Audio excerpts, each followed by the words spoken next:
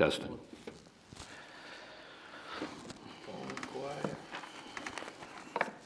Hey, Mr. Toe. Hello, sir. How you, sir? All right, how you doing? I'm good. Good, good. Mr. Collins?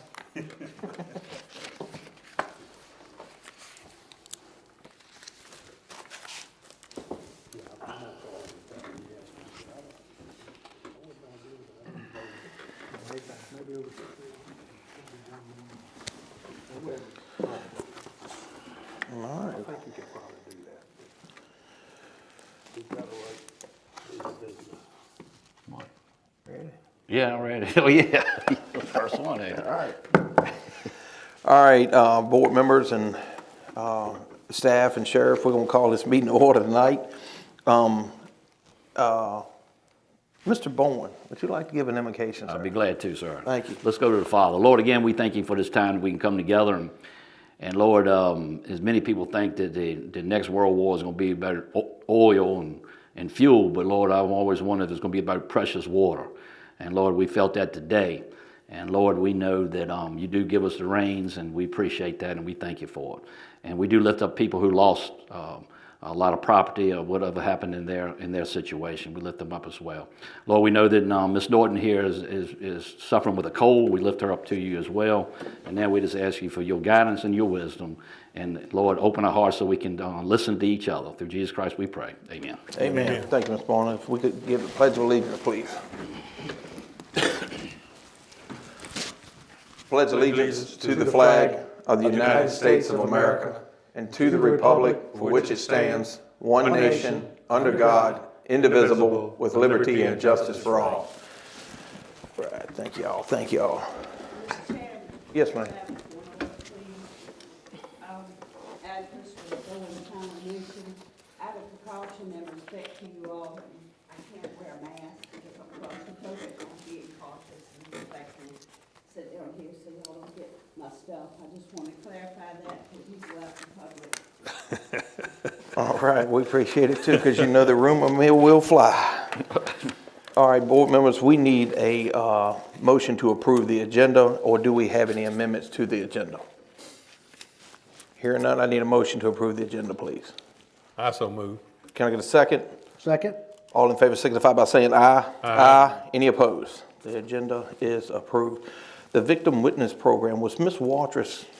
So, Mr. Chairman, Ms. Walters is actually working tonight over there in the courtroom. She's been putting in some late nights. And she said that she would come in here, but what she's looking for, board members, and I had highlighted it at the bottom of my sheet. And anyway, what she needs is a MOU from us to agree that the witness, the person that is in charge of the victim witness program will work for her instead of the county administrator. And in her letter, she mentions that there's a lot of, she had said this to Mr. Costin, I believe, a while back. Anyway, in her letter, she mentions that it's a lot of files down there that's private that I shouldn't even be looking at. It should be part of of someone in there. So I asked her, I said, Ms. Walters, if the board in this work session will agree it's okay for the person to work for you, would you maybe draft us a MOU letter? What is MOU? Memorandum of understanding. I'm sorry. Okay. Yeah. Sorry about that. We got to quit them things. Yeah, I got you. Yeah, I got you. MOU could mean, no, my setup. Yeah, you better watch. Right. But anyhow. Welcome to my club, Bo. But anyway, if you like the last paragraph on the first sheet, it says the Victim Witness Program works very closely with the Commonwealth Attorney's Office, and therefore it follows logically that the program should be located within the office. And I agree with that 100%. So what I'm asking the board, if they would consider this person working for her instead of the county administrator, and we sign a MOU, approve it at the next board meeting, the Thursday night, if y'all would think about that. All right, Mr. Bowen, Mr. Ingram, you may remember this, but and other board members, when this was previously brought up to us, it was not, the information was not relayed back to her, but the previous board had said that we were in favor of this being over there. And as far as I go, I still stand in that same position. I believe Ms. Watrous is more than capable of taking care of this in her own regard, and, Are we all familiar with the Witness Protection Program? Okay, because I've been a big part of that since the tragedy happened in my family in 2000. Oh, okay. But I know it lies back to the state, but if you're a victim, immediate family member, they'll even send you an email for a doctor's visit, going outside of the penitentiary or anything transfer. So it's really, really, really good program. Okay, gotcha. And I think since you said that, Mr. Toth, I expect there's a lot of things. Mr. Toth was my dad. Okay, Bo. I got a feeling that a lot of that information is very private too. So, It is. and I think that's the point she was trying to make, to keep the private down with the Commonwealth Attorney's Office. Anyway. so what would be y'all's, board members, what was the consensus here tonight? Does it look like we can go ahead and get the MOU drafted possibly for adoption at next Thursday night's board meeting? I'll make that a motion. I'll second. Well, hold, we don't do motions in work sessions. Yeah. We don't, oh. Yeah, we'll just take a consensus. I'll agree. Yeah. Okay. So I'm good. So what I'll do is try to get something drafted, and 12 o'clock's the deadline tomorrow, right, Andrew? Yes, sir, but I think she's provided something already, and it's in the stack to go into the board package, so when you get your board package. Let's be in there. Okay. Okay. So if you take a close look at it, make sure we get a vote on that. Okay. Okay. Mr. Norton, you good? Give a consensus to move forward with that? Okay. All right, well, thank you then. Discussion on the animal shelter. Is that you, Mr. Ingram, or? Yes, sir. Attended the CARES meeting yesterday, excuse me, at Burkeville Fire Department. And we were informed that the town of Burkeville is going to start working on the water line as soon as it's feasible with the wet weather and everything like that. The members of the CARES committee are very excited about that. They want to take pictures of it so they can show people that progress is being made. They had stopped fundraising because of the uncertainty, but even with them stopped, they've taken in over $26,000 in the last month or so.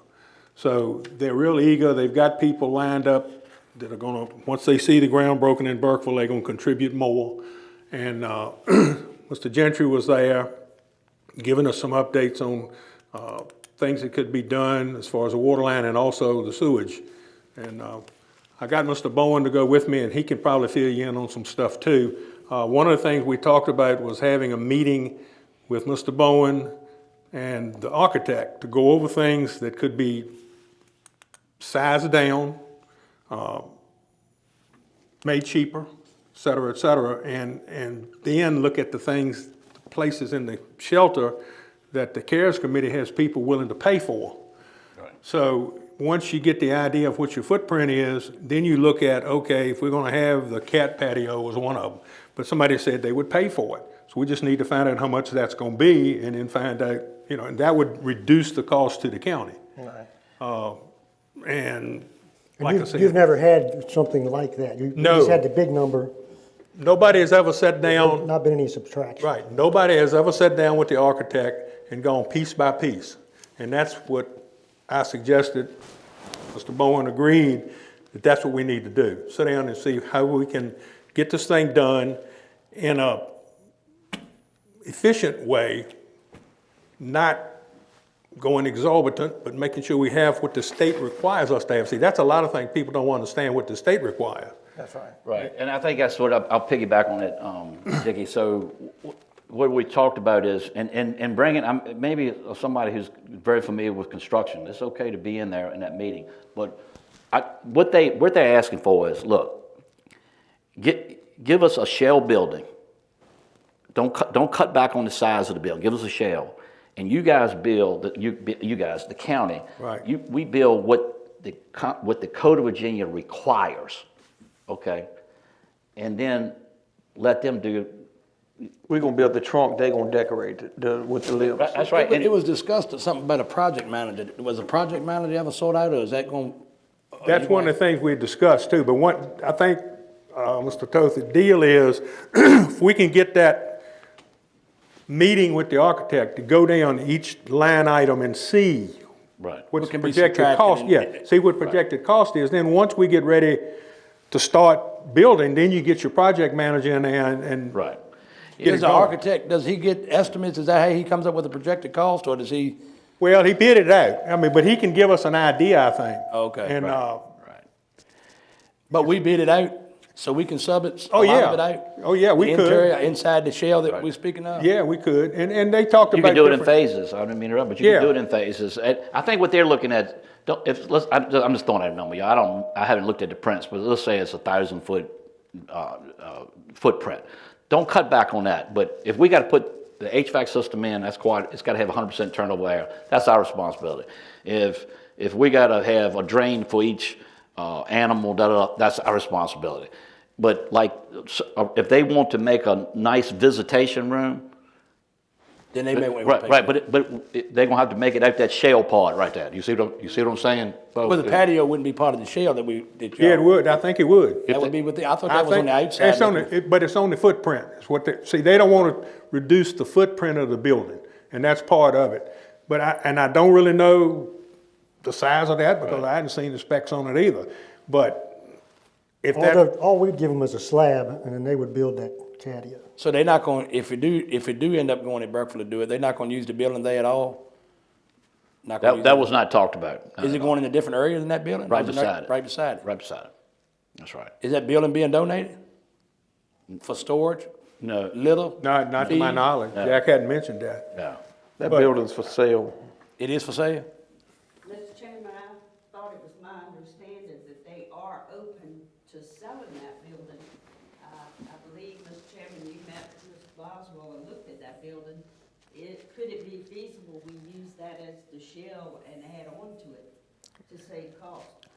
You can, but I think what they're looking for now is, and I think the board would have to at some point, once we get down and go down those line items, you look at that cost and then you go back and look at that shell building as well. Right. I think that was. After you get that cost? The biggest thing that I see is this, and this was talked about yesterday by Mr. Gentry, is what the state requirements are.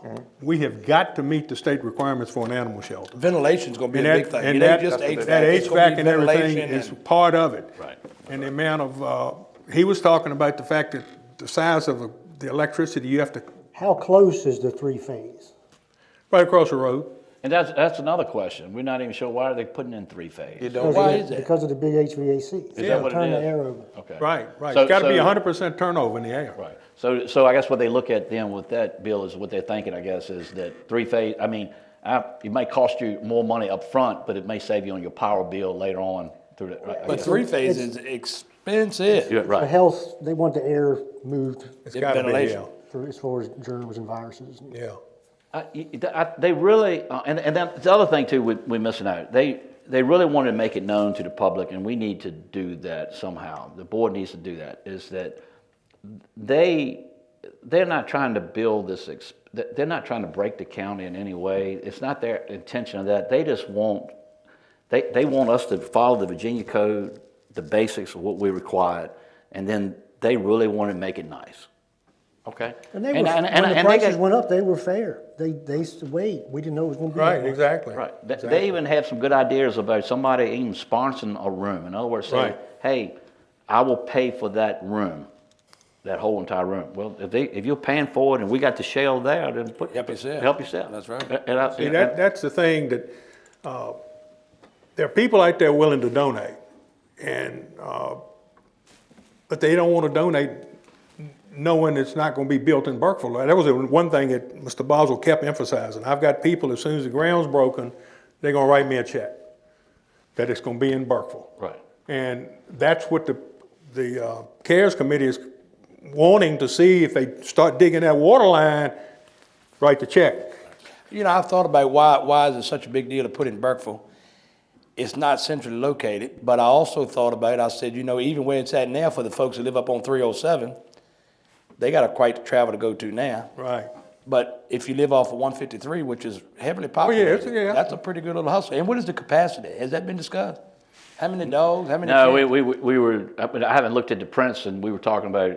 Somebody said they thought it was 15. Somebody thought it was 18. I don't know, but we 15 need or to go- 18 Yeah, head? that's part of going down to, and 15 seeing, head. because Yeah, I think. So, I've been going to man. the meetings, I but thought you was talking about a couple hundred for that kind of money. no, I think it's 20. here's the other thing that the CARES committee made the comment last night. People think that the CARES committee is trying to run the show. Yeah. They said, we are not trying to run this show. We want to assist the board. It's gonna be the board's building. And what we're trying to do is assist the board by raising this money to cut the cost to the citizens, so they won't have to pay for these different things that have to be in there. And, you know, they've been doing this for 5 years now. They got over $500,000 raised. They came up, the town of Burkeville has taken the $200,000 and CARES has committed $100,000 more to them to help build a water line. And they've been gathering the pieces. Mike Gentry said yesterday he's got a lot of the stuff is coming in, and they're ready to roll as soon as the weather gets to get the water line up there. It's a lot of favor being put in Burkeville from CARES. Is it anybody in opposition that don't want to see it go to Burkeville for any particular reason? I haven't. That's involved in CARES or not involved in CARES? I don't think so, but I'll tell you what I think it is, because you mentioned it's not in the center of the county. The county, this board wants to build an animal shelter. They like that location because of rescue. That 360-460 meet there, we did a study years ago, 15 to 18,000 cars go through that place every day. Because of the interchange. Because it is a chain, right? And so, you know, in their eyes, they're hoping, hey, somebody goes there every day, well, let me go see if they got an animal to adopt or something. You know, and that's a good point. I mean, and I know a lot of counties put the animal shelters kind of behind the, it's at the landfill, but put it behind places and you know, you just don't ride by them. But I see that point. The little building we currently got now, it's been years since I've been out there, but that housed any more than 15 dogs. I don't know. Well, part of the problem is, and I think I probably mentioned to all of you at some point in time, we can put 100 runs out there. If we don't change the way animal control is controlled on the streets, it don't matter how many runs you have out there, you're gonna Overflow it. I agree. You're gonna absolutely overrun it. So I mean, you're talking about possible new ordinances, job descriptions. You need something where the towns are going to be in agreement with the county, so it can all be enforced, because the taxpayers in the town are already paying for that service. When you set an ordinance, is that where you set what your enforcement's doing and how long you keep an animal? Is that through ordinance? Well, that would be over the part of that, yes, in the street. The other part of that is there at the shelter itself. That is the regulations that we set for that animal control. So the county sets that, not the state? That's right. You can either go with the state's recommendations, or you can, all right, I can't remember exactly what it was, but let's say the state says you can hold a dog for 10 days, make all the contacts, and after that you can euthanize. The county can choose to say, well, we're not going to do that in 10 days. We're going to consider 14 days or 30 days. You see what I'm saying? You don't have to do that. And I'm only talking about that part because that has been a part that has come up a lot, because there's a huge, like these animals that are being turned over back to the owners. There's the availability to put a stipend out there per day, whether it's $5 or $10 a day for the water and shelter and feeding the animals. That the county needs to be recovering that from the people who pick their dogs up. Somebody who lost a dog or something. But a stray, you ain't gonna. That's right. You're not going to recover that. You know, if somebody adopts it or something like that, but then you can't hold them responsible for the bill. You know? I was totally blown away when I asked how many head it was going to house, and up to 20 head. I know it's a lot of overkill the state has. The state does these cattle feeding barns, right, and they make you put an 8x8 post in, and if any of us or all of us were farmers, we'd never put over a 6x6 in. We might move it a little closer under the truss, but it's a lot of overkill that they have. And you talking about them runs. One reason the current one probably houses more dogs is because the square footage has changed. You got to have more square footage, maybe, if the state said per animal. Yeah, it is a certain amount. Like I can't remember. I remember reading it was like 4 foot, 4x4 or something like that. And then not only that, you house them, but they have to have another space to actually go to the restroom. That's the code. So, but look, let's don't get too deep in the weeds. Let me say this to you, going by your point. So when they were designing this, they did. The architect mentioned, Mr. Phillips. He said you don't want to put too many there, because then you're not turning the animals. You know you're not trying to. If you have 20, you're gonna start housing 20. If you have 30, you're gonna start housing 30. Unless, and I don't know if we do this as a county board or not. We say, okay, this animal's gonna be here for 30 days, as you said, 7 days, 14 days, and after that, we gotta figure out what we're gonna do with it. Gotcha. Because otherwise, if you're full capacity, it's not fair to the 2 dogs walking up the street. That's right, yeah, that's right. Well, and the other thing is we've had to call other counties to get a vicious dog off the street because our shelter was full, which was ludicrous. Right. I mean, But if we ain't housing with 15 or 20, our shelter's gonna stay full. and that's what I'm saying. And I see what you're saying, if we're housing 100, it's probably gonna stay full, unless you say, this animal's not gonna stay over so many days, it's got to go. If you look at, I looked at the report they gave, I think it was for the year. I looked at it in the last packet we had. They showed how many they had adopted. They send them off for adoption. They don't leave them there, and I don't think they euthanize but 4 or 5 dogs. In The our whole- county? Yeah. I didn't If you even look know at they look euthanized at any. if you look at that report, and you'll see, and then some of them were because they were bad dogs. They just Right, couldn't right, handle right, them. They had to go. But I think it was a question about the puppies that were brought down there. You know, and some of them died, and they died because they were from a sick mama. But they have pretty much been able to send these dogs, you know, away, get them in new homes or whatever, and they ship them to That's Richmond. I think they send them to Richmond and everywhere else for the adoption process. And that, one of the things that the CARES committee is very adamant about is they don't want to kill shelter.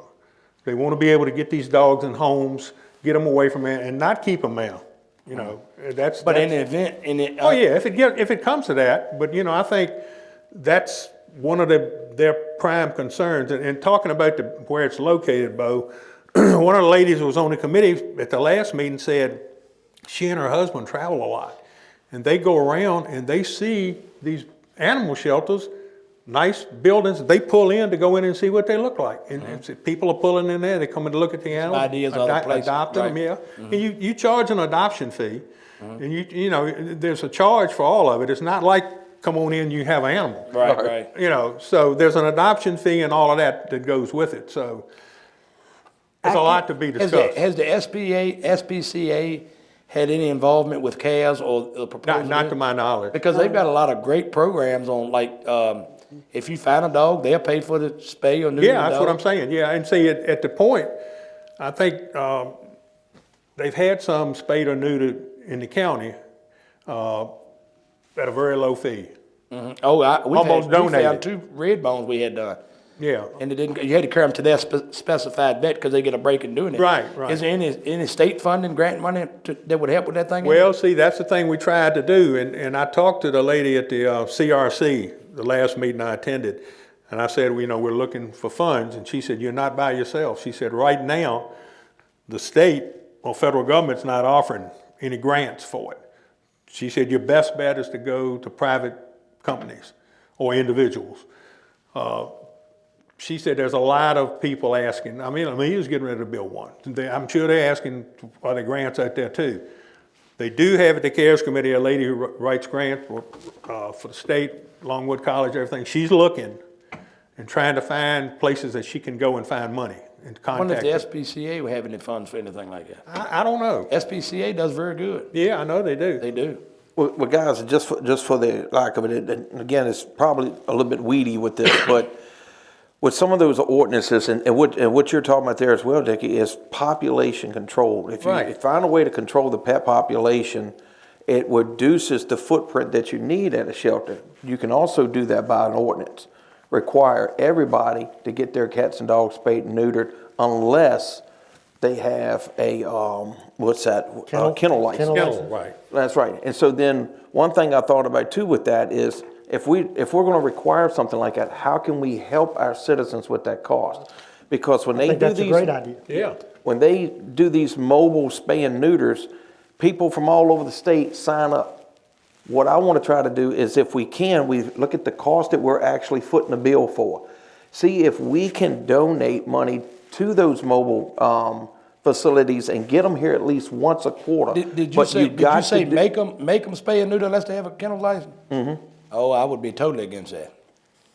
And I'll tell you why I would be totally against it, is because I got some cattle dogs that will not work once they're spayed and neutered, and I only have I have 3.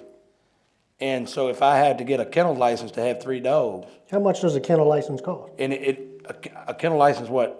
I think it's, was once you $50 go, some. all right, well, see, what they do is $5 per spayed animal, $10 non-spay is what they are right now for dog license. So anything over 5 non-spay would be $50, and that's what a kennel license is for the year. Anything 5 or more, or 6 or more. 6 more dogs. You're required that, you're already required to have the kennel license. Or either you gotta have an individual license for your dog, and you pay that when you get rabies. Yeah, as I understand, that's right. So if they're, like I said, right now it's 10 for non-spay and 5 for spay. Well, I think it's a good idea. He's holding working dogs, and so that's part of any ordinance. You can look at the fees for a working dog, hunting dogs. And then, Yeah, all the hunting dogs already got the kennel Me license. just has I just have a pet, Right. but I've got my county license. And so I think all that can be, we can That's right, because I would work reach it out to a there couple. in an ordinance. And Yeah, I reached out to a couple of the hunting clubs and said if we move forward with any type of ordinance, I wanted as many of the hunting clubs in the room to understand where we're going, what we're doing, so they could raise any objections. And like you I'll said, be in agreement with that. you absolutely have to figure out, because it's somebody like you that got the working dog, somebody that is hunting, and we're not gonna have all those views. That's why you want as many in the room when you're adopting that ordinance. But at the end of the day, it's to help control that population. And it's not about euthanizing. If they're Keeping them from not being- breeding, That's right. there's nothing to They're not euthanize. multiplied. I agree. We just Yeah. had a really nice dog, spayed. And, she's not a working dog. She was supposed to be, but she was my little boy's dog, and, that's the only way she was gonna stay there. Yeah, Cause we don't wanna have to give puppies away. that's right. Right. 'Cause So at the end of the day, gentlemen, we could talk about this all night. We need as a county to make an investment in our future and do this in a financially responsible way. I'm hearing what Mr. Ingram's saying. I went with him to one of the CARES meetings. This is a really good group of people willing to align us You're too with close to the them mic, Daphne. Daphne, move your mic down. to help pay for it. And I'm hearing that we need to look and adopt new ordinances, some new rules. We've got to meet the state requirements. So we just need to look carefully at how much money we're spending, but knowing that the CARES group is willing to support us in that endeavor. I really think it's feasible that we can get the cost way down, but still provide the citizens with an animal control shelter that we need. And I'm also hearing we don't want to euthanize, but sometimes we have to. We can't keep them all. But lending ourselves to where this new location is going to be will help us in that adoption aspect of it. And to quote, I can't remember the lady's name at the CARES group, we want to build something that we're proud of, that other localities will look at us and know that we put a lot of forethought into it. But once we build it, we won't ever have to do it again. I wouldn't say that. Well, unless they change Add the on. rules. They subject Or add to. on. So I One think we're, question I do have though, we talked about cats and dogs. Recently, in my neighborhood, they had a pig on the loose and it was a pet pig. What do we do with these horses and other animals, I don't know, that pop up? I mean, this center is just designed for cats and dogs. What happens with these other animals? They already have rescues that they have a whole list that they contacted when you start having those issues like that. And plus that falls under livestock. So anything dealing with anything, the only thing they'll deal with is like companion animals, the cats, dogs. Some of those animals may be listed as a companion animal. It could be something like a parrot, a snake, something like that. But it's also exotics, so they got different areas where they break that down into. And the one thing that, Dickie, you mentioned something a while ago, we can say what our intentions may be, but are they looking for a guarantee that this will be a no-kill shelter? No, they're not. That is their goal. Right, to right, be- right. And to be able Most are to, none. and be able to get these animals in other places. They don't want to just say, okay, after 5 days, kill them. That's right. Yeah, I agree. I haven't heard anybody Right, say I think anything like that. they just, I guess the word cares is what, Right. that it signifies what they want. I need to ask something. One of the board meetings that I attended previously, there was a question of volunteers. And if you're gonna do adoptions out of that building, Are you going to allow volunteers, or are we staffing this? Is this gonna be an employee? With volunteers, you're gonna run into issues with injuries and the potential of lawsuits. I think you were talking about liability. Yes, liabilities, that's But you know, right. the SPCA is pretty well organized and ran, and it's mostly volunteer. Well, I was gonna say, there's, Now, the new one up here, up in Mahern, it's much better than the old facility was, but it's done by volunteers. I don't know that we can. Steve, could you? I see could what you you're saying, investigate Mr. Toth, insurance? but that's not a government agency Right, either. right. It's not a county blanket, it's an independent agency. Yeah, see, taxes are SPCA. collected at the local level, and you're made, just like we have to pay for the sheriff's office, the schools, the fire didn't department, move here from SWAT, New Jersey. So we're animal not, control. we're saying that The for guys- liability reasons, we're not gonna allow, Contractor, not that he's it would willing be to be the staffed clerk with of the employment from the county, but we're not gonna allow anybody to go in there and volunteer to do anything? What we would need, just, We'd can have sign to a have a liability. liability waiver. yeah, if they have do them that, if our classified. attorneys agree and the board is in, the consensus would be to move forward with that. If we can do it to certain save code, money, we yeah. can take these So are we potentially seeing And it extra goes up. employment needed, gonna be there? vicious dog, Other than our animal control officers? and so they That's got it why all you get into job descriptions coded. again, Figured out who can do the what. regulations of the shelter, and then once you agree on that, then you're gonna see if you're gonna have to hire staff. That'd be more money.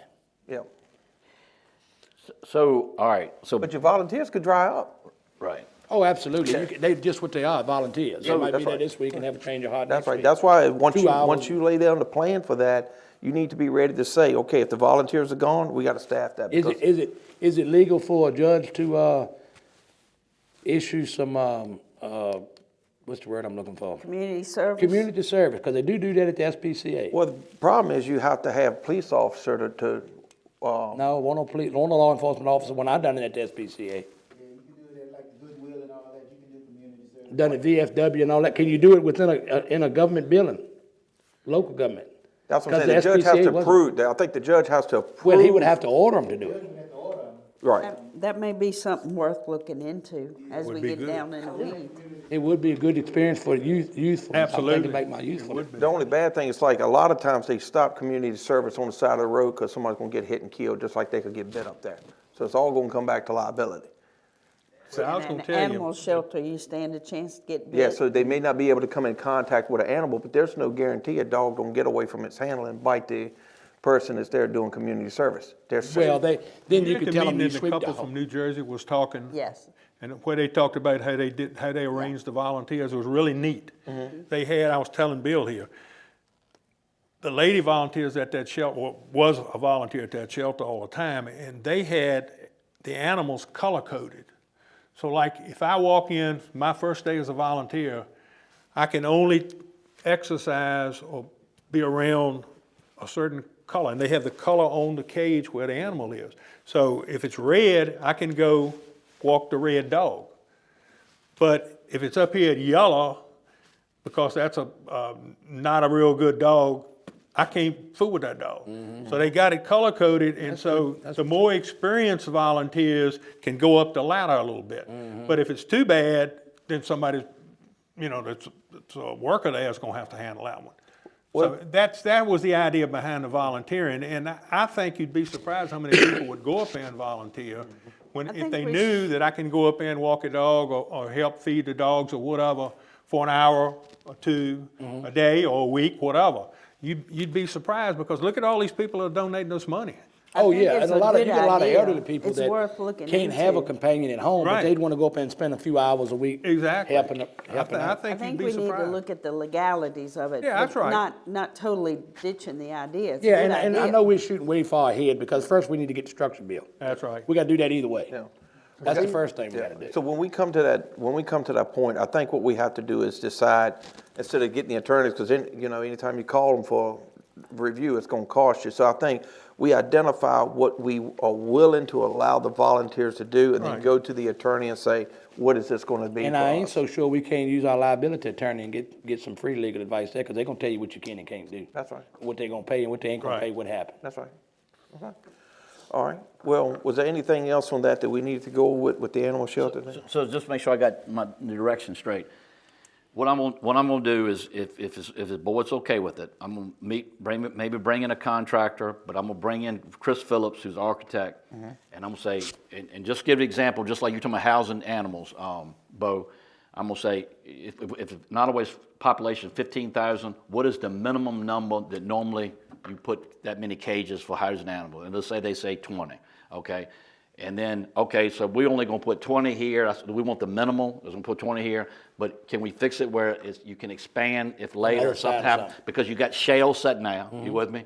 And then if CARES wants to put another room, we know that you're not gonna put it over there because that's for expansion, and then we work with them there. Right. So will y'all be okay if I set that meeting with Chris Phillips? Yes. And I'm okay, the day it happens, I'm okay if one of the board members, if you want to send a board member, since Dickie has been dealing with CARES, he can come or something. Okay. It's up to y'all. But anyway. All right.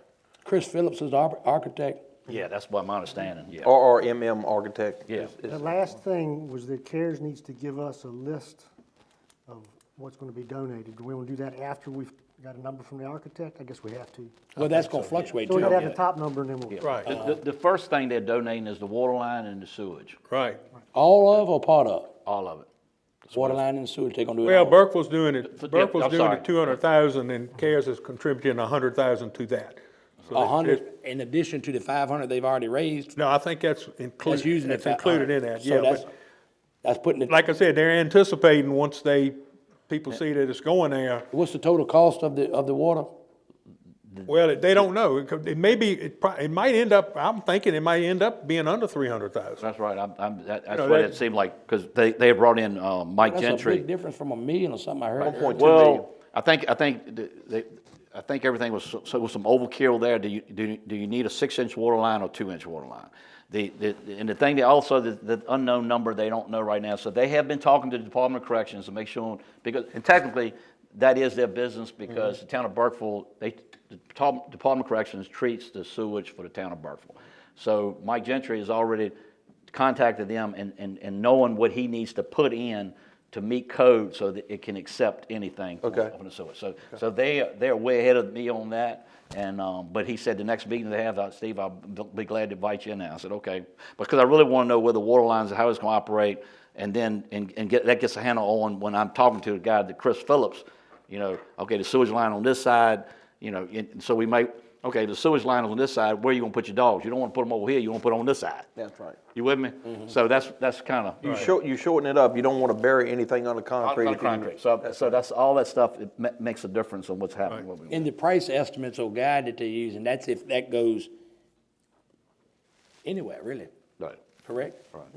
Whether it's there or whether Jack decides, hey, the CARES want to donate some money for that building up there, they're going to pay me a little something for it, and I'm going to let y'all use that building. And it might not even be feasible to use that building. Right. I mean, I'm thinking the state probably won't allow you. They're going to make you go in and do so much to it, Right. you're not going to be able to use the building. Won't be 'Cause I know the cost effective, overkill that probably. a lot of they require. Yeah.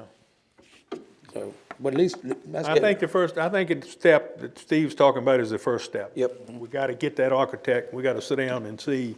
Go line by line. We item pay by him, line. do we pay that architect hourly or? No. He's been paid, right? So he's been been paid, he don't get any more money. That we may Don't know end that up- one yet. I gotta do some talking. That we can all. Imagine he'll get another. I don't think he'll come there free and go through that, but anyway. And suppose that as a contractor had put a price, it was out second, it was bidded out twice? Well, 3 times, won't it? Okay, well, Well, the second, that's the one they were talking about yesterday. The second contract was the one that came in like $1 million under the first one. Right. First bid. And the contractor, I think, is willing to work to lower it. Right. If we could, When you say million under bid, is that just for that hole you're speaking of, or is that a turnkey job? that was turnkey job on the whole thing. And it was $1 million difference? It was That $1 was million. that was 3.8. Yeah, It was 3.8. 3.8 because the first one was like 4.7. Yeah, it was right at $1 million less. but my understanding, there was a comment in that, when that bid was put in, that they made a comment that things could be lower if you made some changes. Or That's Right. right, the material, the right. type of material. right. So One of the things was that's some the of worst thing to look at. You see what I'm saying? Have Oh, more as long as it still meets the state code? That's right. See, that's the thing, that's the thing, we got to do that first. All right, well, y'all ready to move on to Yes, the, sir. I'll get that going. all right, well, good deal. All right, the work session locations. So, Mr. Chairman, I brought that up, and I talked to Buddy, and I know I know we picked, you guys picked this, and ladies, y'all picked this room for Tuesday, I think the second Tuesday of the month. And I think the reason why it was concerned about transparency and to make sure we can, I guess, stream it live. We do have that capability in the EOC. I talked to Buddy Hyde. The EOC. Yeah, that's me. Yeah, that's Emergency Operations Center. Basement of the health department. Sorry about that, folks. BOH. Emergency, Yeah, the BOH. Emergency Operations Center. And we had the capability, the reason why I'm bringing it up is People I got like places that. they can sit. I really like that that area because it's a roundtable discussion. Yep. You know, it's really difficult. I mean, of course, tonight is really different because, right. But I just feel like we got a better chance of working together and coming to some kind of agreements when we get that roundtable discussion. I'm indifferent as long as it's videoed and streamed for the citizens. Yes, and I even And they invited this room in there for them to sit down?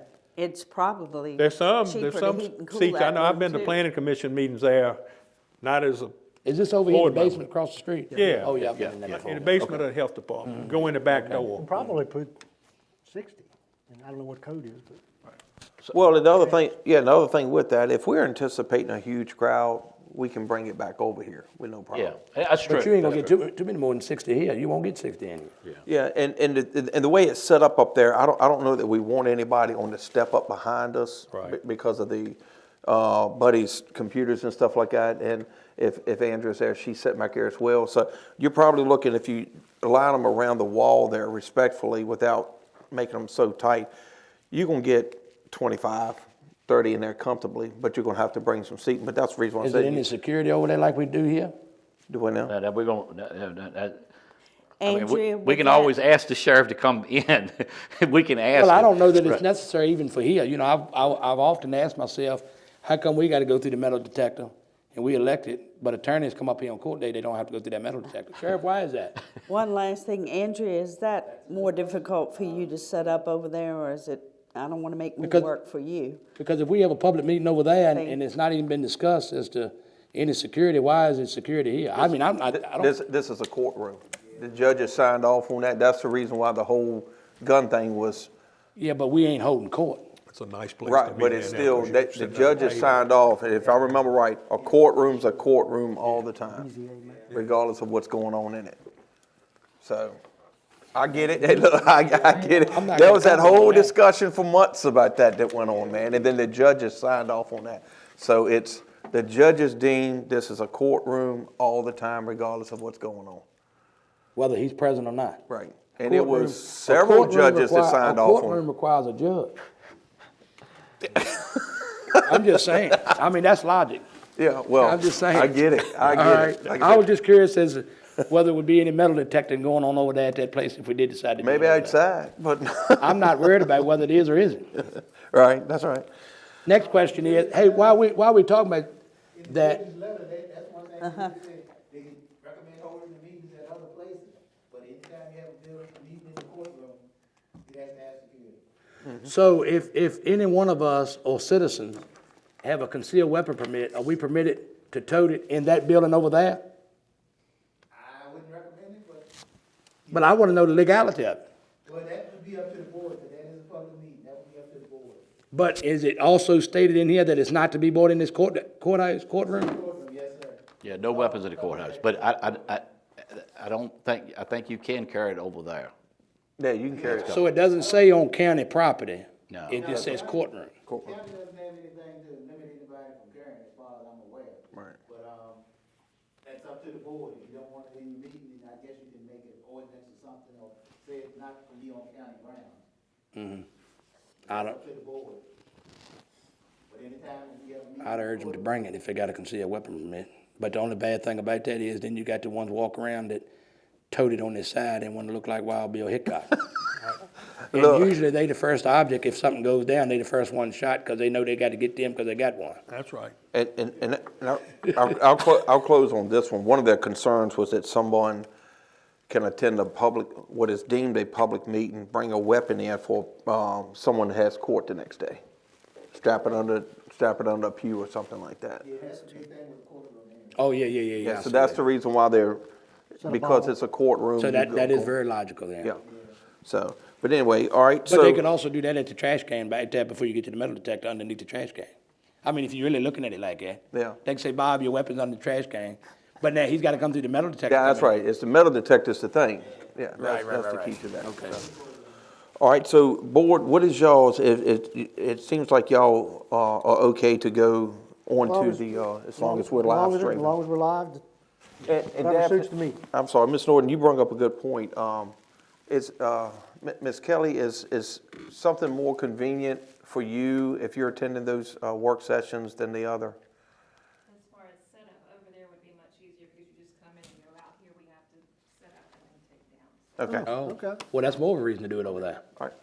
So, Okay. So, Mr. Chairman, I'm requesting then if we could, I guess needs to take place here, because you guys have already voted for it. That's right. Is to put it back on the agenda and then make that one amendment on the place for the work session. yep, Would that we be can do okay? that. We can do that Right. next Thursday night. Ms. Kelly, you okay with that? Yes, sir.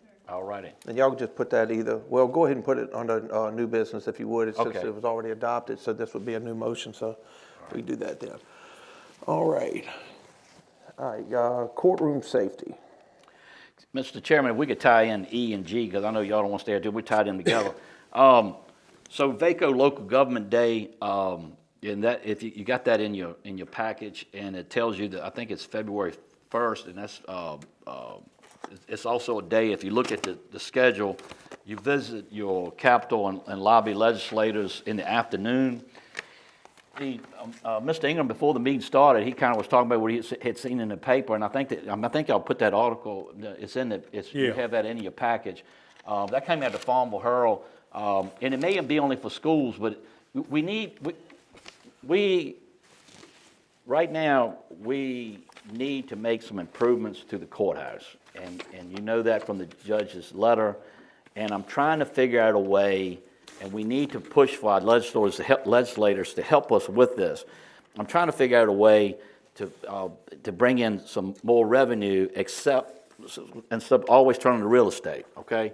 And so there's a program out there that you can raise the taxes, ask for the legislators to raise 1 cent if you earmark it for something. Mr. Ingram's right, most of it's been for schools, but since we're a small locality and we're dealing with a situation in a courthouse where the judge doesn't feel safe and the legislators appoint the judges, y'all hear me, then help us out here so we can get some funds. And also, I got a visit from the mayor before crew, Greg Eanes. And Greg came in, I was talking to him about it, and he says, and Steve, get them to get on the legislators about the ABC tax. And I've forgotten about that. Back in 2006, 2007, when we had the recession, the state took away that tax from the ABC stores. And people didn't realize how much that affects. You might not have known this, but the Blackstone ABC store was the highest selling liquor store in the state of Virginia. And I always told people it's because all the Baptists, it was out of, Baptists go over there and can't nobody see them. But I think it's because of because of Pickett. Pickett, that's right. Right. Yeah, and I'd say that was a Barfoot. number of years And I ago. say that, I'm Baptist, so I can feel like I can say that. Fat people can call people fat. Right. That's the reason I do it. What I guess what I want to do is I need the board to be aware that we need to figure out another sources of revenue. We got to make some improvements. We got a lot of projects ahead of us. We're going to talk more about projects soon. And I just want you to know that we need to be working together to figure out how we're going to do that.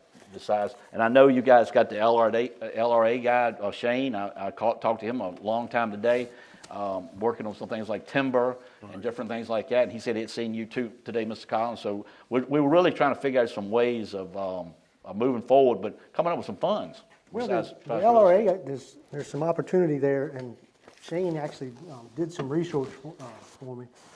Don and I had a discussion about when we received the property. Right. What were the conditions as to what we could then do with the property?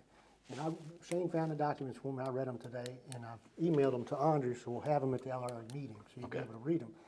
And there was I don't have them in front of me, there was a 7-year period That's where what there I was thought. some restriction. Yep, that's what I thought. That was 14 or 15 years ago. There were some restrictions, you say? Yeah, so the government said, we're gonna give this to you for the first 7 years. All money has to go back into the the LRA property, roads, improvements, electric, what you wanna do. We've not really done a lot out there. We sold the Fast C, that was a pretty good hit. Arbortech. The switchgrass guy. The switchgrass guy. And see, but that, here we had a fire. So do we really wanna be a landlord, or do we wanna use our property, do some zoning, start selling, get some industrial out there? What kind of area is that? What I read today was, Acreage-wise. given us was 1,608 acres, quick claim deed. We've sold about 600 acres, so we're about 1,000 acres. 1,100 acres that remains. And it's in one big parcel. And there's a campground out there. Somebody would, if we zone that and gave them a little extra land, you could sell that campground. Somebody would give you money for that. And that gets rid of the liability, puts it back on the tax roll. Gives us some there's some you debt ain't naked. service. Didn't I hear you or somebody say one time that it was about $4 million offered for a piece of that land out there? There was. What was that for? That was the group of buildings. I went out and spent the morning with Shane, and he showed me this group of buildings. He said, yeah, we had a $4.5 million offer on this. I've learned since then that there was some interest from the Guard about that area. And so we might have to have a discussion with the Guard and say, okay, well, is this cash, or were you gonna give us more land, which we can then zone industrial or something, commercial, something like that. You can have a big industrial property where you might have a big offer. So What's the income on it now, like such as that campground? What is the county's monthly or annually income? $13 a night, there's about 40 campers in there, 30 campers. $13 a night? Yeah. Oh, my And goodness. then some of our apartments out there are I'm going out there. $300 a month. How much, $300 a month? Yeah, And how many they're in apartments is there? 1941 buildings. Are they fixed up? No. For $300 a month, I wouldn't hardly think so. It's just a little efficiency, and you got a shared, How many Kitchens. apartments you speaking of? I don't have. You don't know how many? Well, most of those barracks that have been redone has got like less than 10 on each floor. Right. And So I are they asked, currently all rented out? 10 on each it's floor, be about, 3,000? it's about $5,300 a month he's making, well, Gross. gross. Gross. And then time he gets done with expenses, because we're paying the heat and we pay the utilities. So he's netting about $2,600. You're dealing with 1941 buildings. Do a repair, you didn't make anything. You just broke even. And so that, I think the Guard was looking at those improved properties.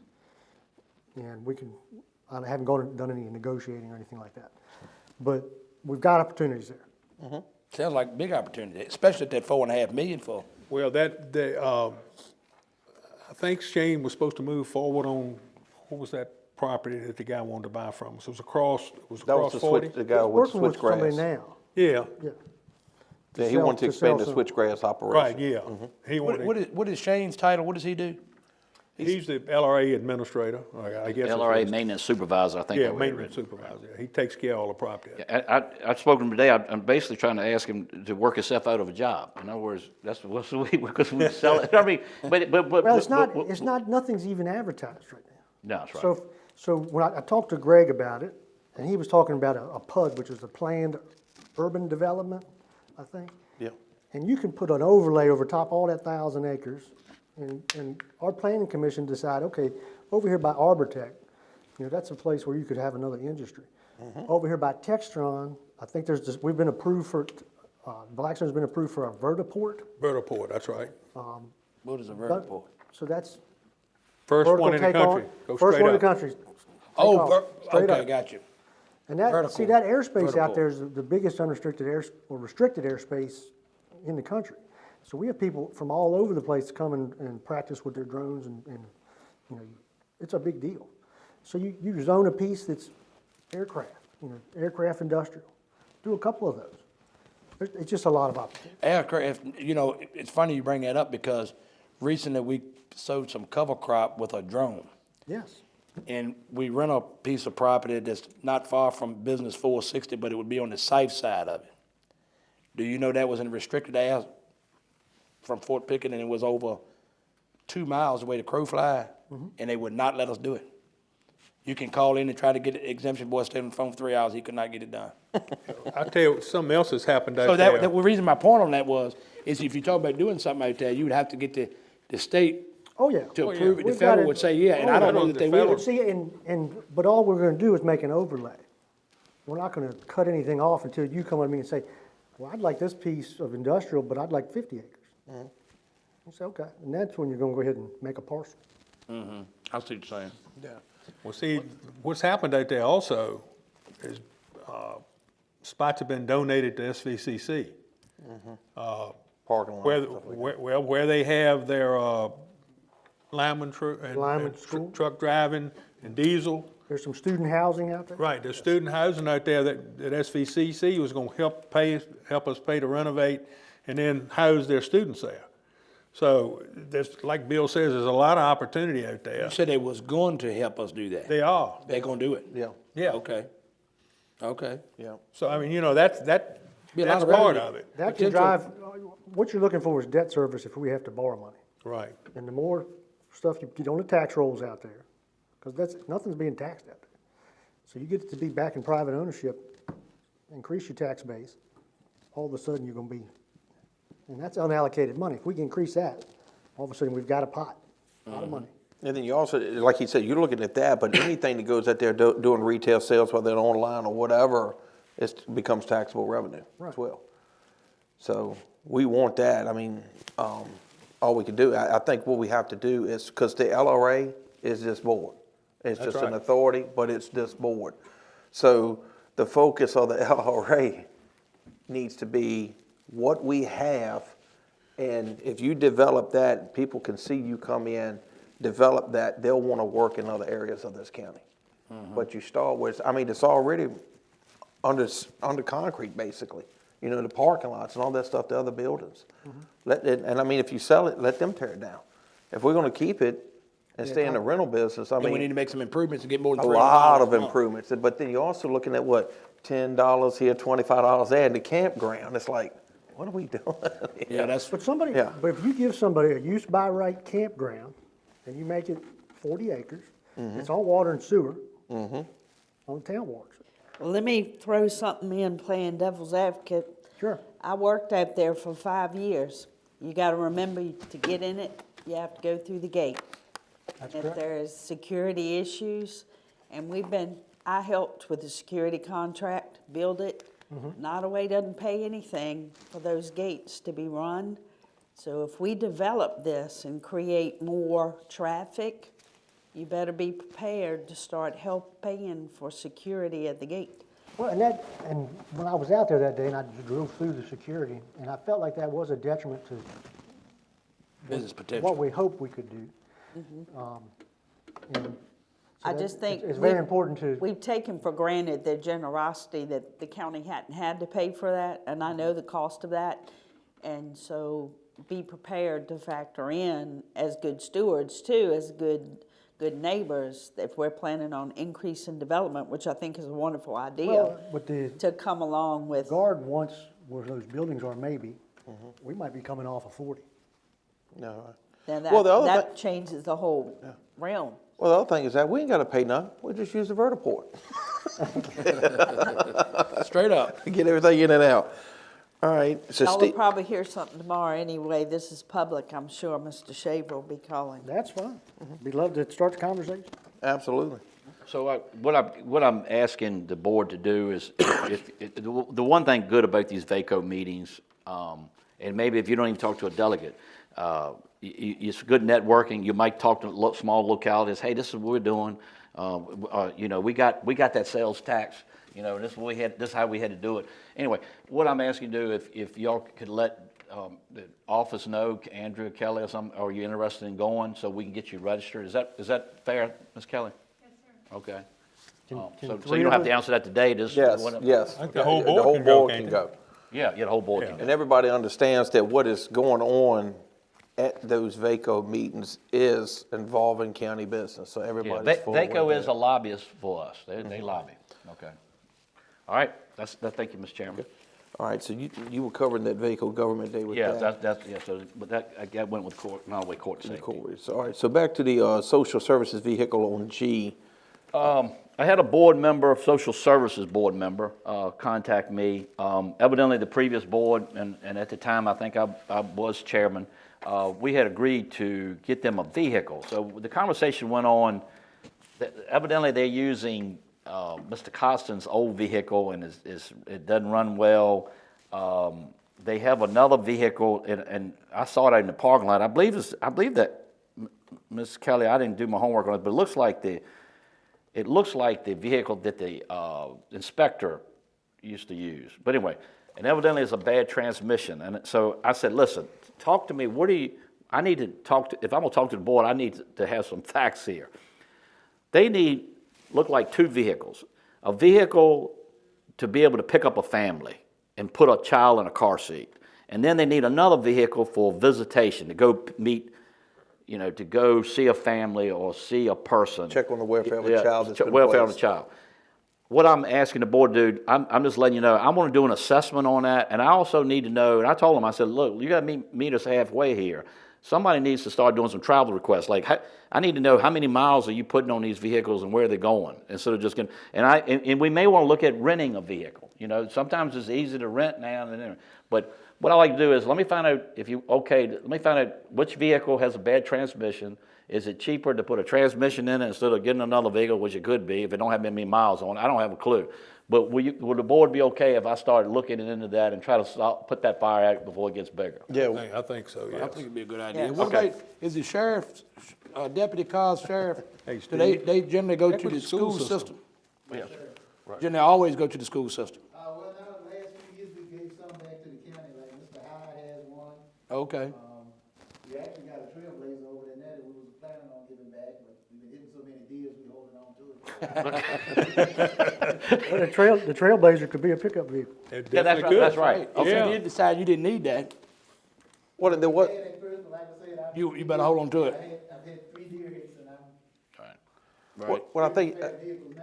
I think you may recall, there were some vehicles that they surplus, and I had asked, I said, do we have to always give them to the school because they were filled up? Corky Abernathy's car ended up over there, which is has a Interceptor engine in it, and I thought there was an agreement Ended up over where? over at the school. Oh, okay.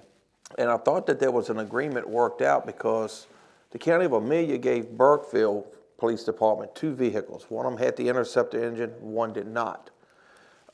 So y'all may have read in the paper that I believe it was 2 speeders went through and got away from the police in Burkeville because they were driving that vehicle that did not have the Interceptor engine in it. So they were trying to work out a deal with the school to get Corky's car because it wasn't being used that much, but it does have the Interceptor engine. So they were going to give that car the SUV that they were using. It's blue, it's beautiful. They had it repainted and everything, it was beautiful. Give it to the school. And in turn, Get Coker's car on the Burford Police Department. right, so that, but it was going to be a 3-way trade. We could give the bus shop down there the old van that we had and Costin's old car and get that SUV over here to social services.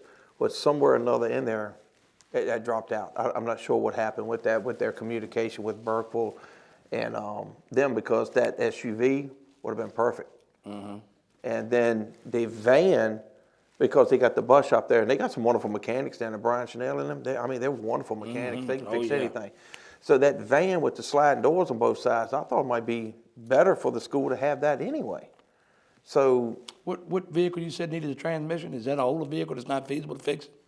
I think that's an SUV, ain't it? The SUV that's out there? Yeah, it's SUV, but it's I don't know if that thing's I don't have a clue if it's a Chevrolet or Ford, to be honest with you. I So don't you don't know how old it is? No, but it's, Miss Kelly, you know what vehicle I'm talking about? If I keep on referring to her, y'all gonna hire her as county administrator. Miss Kelly, don't answer that question. It's the I one was just that's curious It's if sitting in he's the gonna- parking lot over So here. Steve's It's gonna, a white Steve's gonna one. go ahead and investigate and let us know.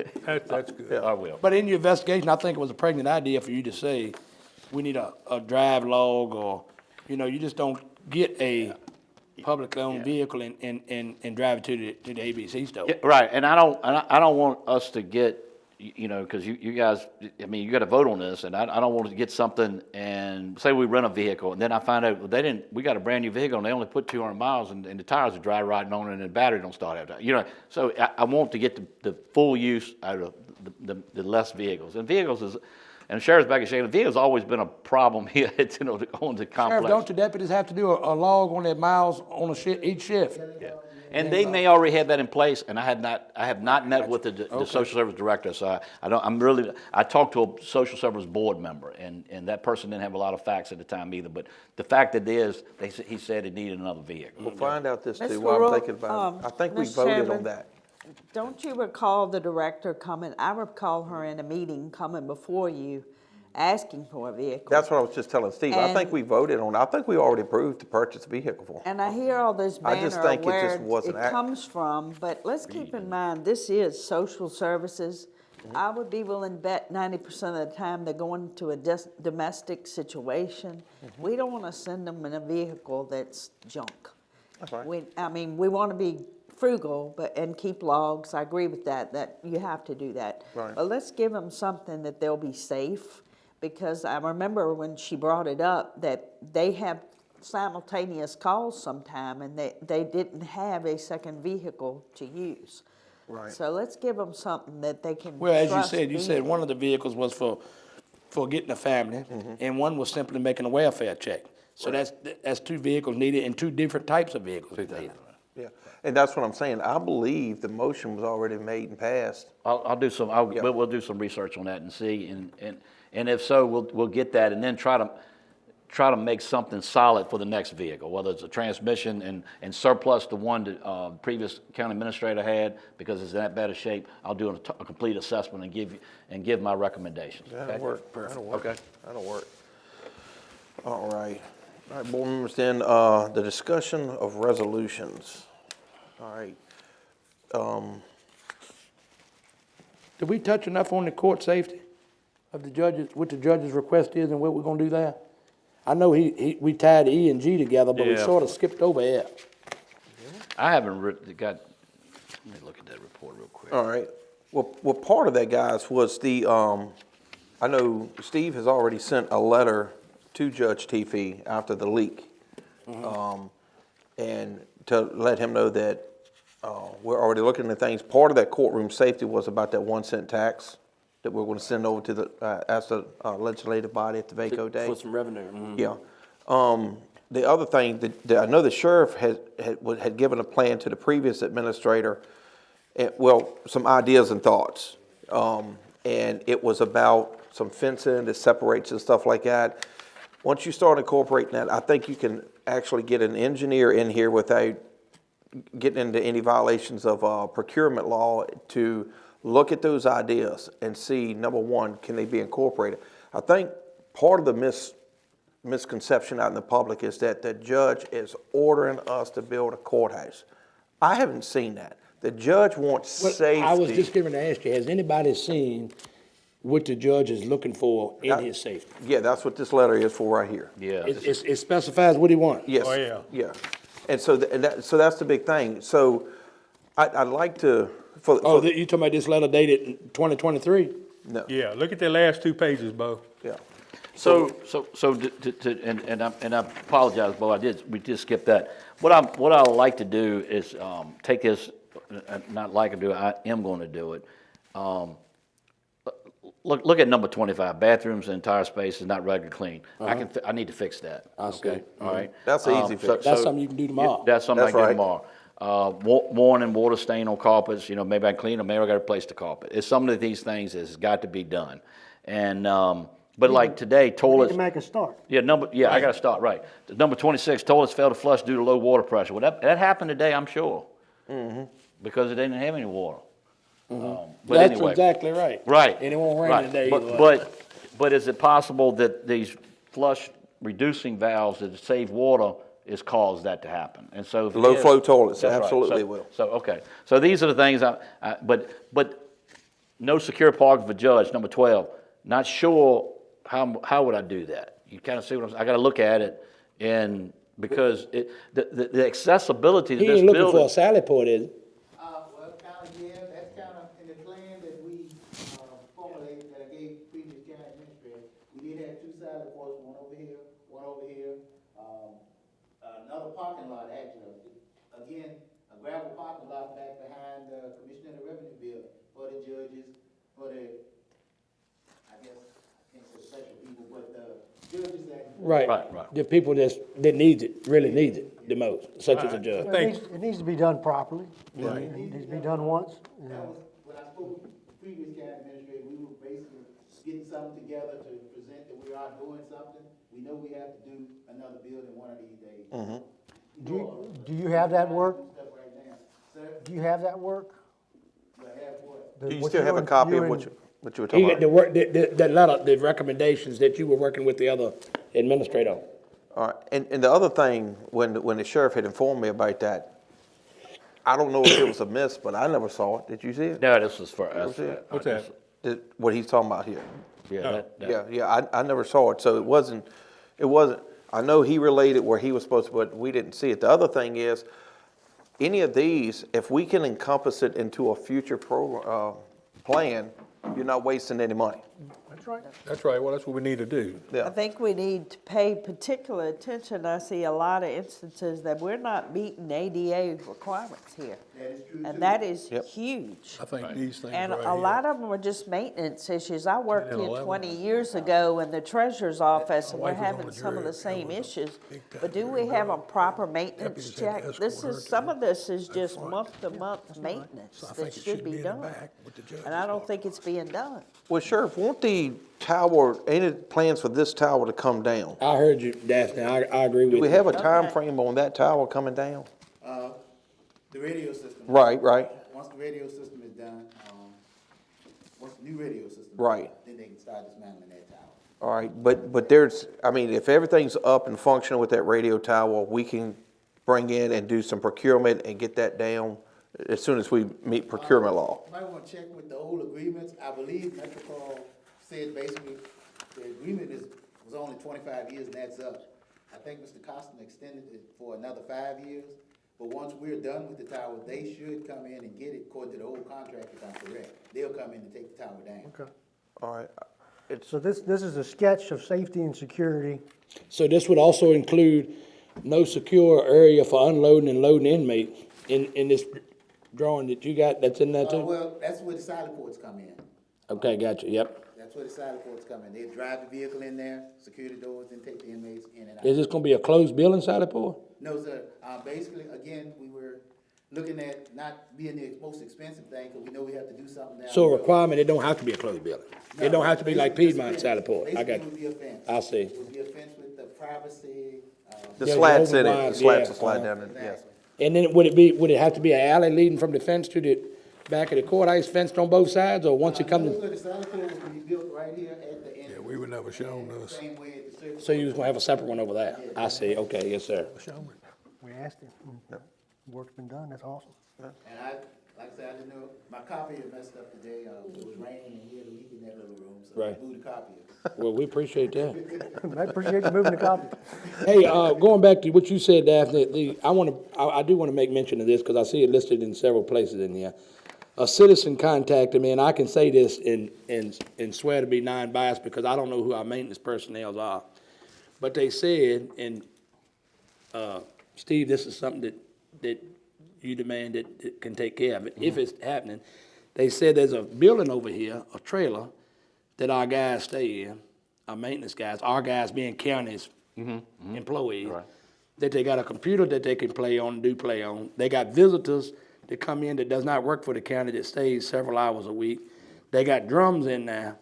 They leave at 3 o'clock. In one instance, the social services had throw up on the floor at 3:30, and they had to call somebody, and they said that they do come in at 5 in the morning when everything is locked up. Right. Well, my point is, I feel like, me individually, that when the door is unlocked, they need to be here 15 to 30 minutes before the door is unlocked, and they need to be here 15 to 30 minutes after the door is locked to clean up throw up. If they go out at 3 o'clock and the child's over in the social service building and throws up, it can't stay there till the next morning. Right, right. I don't know them guys, and that's why I can say I'm not about it. I don't know them, so I can't pick on them. Right, I hope I don't know them, because if I do, they be calling me in the morning. right. Yeah, it's. I mean, a yeah. citizen brought that to my attention. I don't know how true it is, whether there's drums over there, or what's over there. Right. I do recognize there are some performance issues. I recognize that already. Because Mr. the way I Bowen, do understand it, you- it's a lot of folks looking for a job.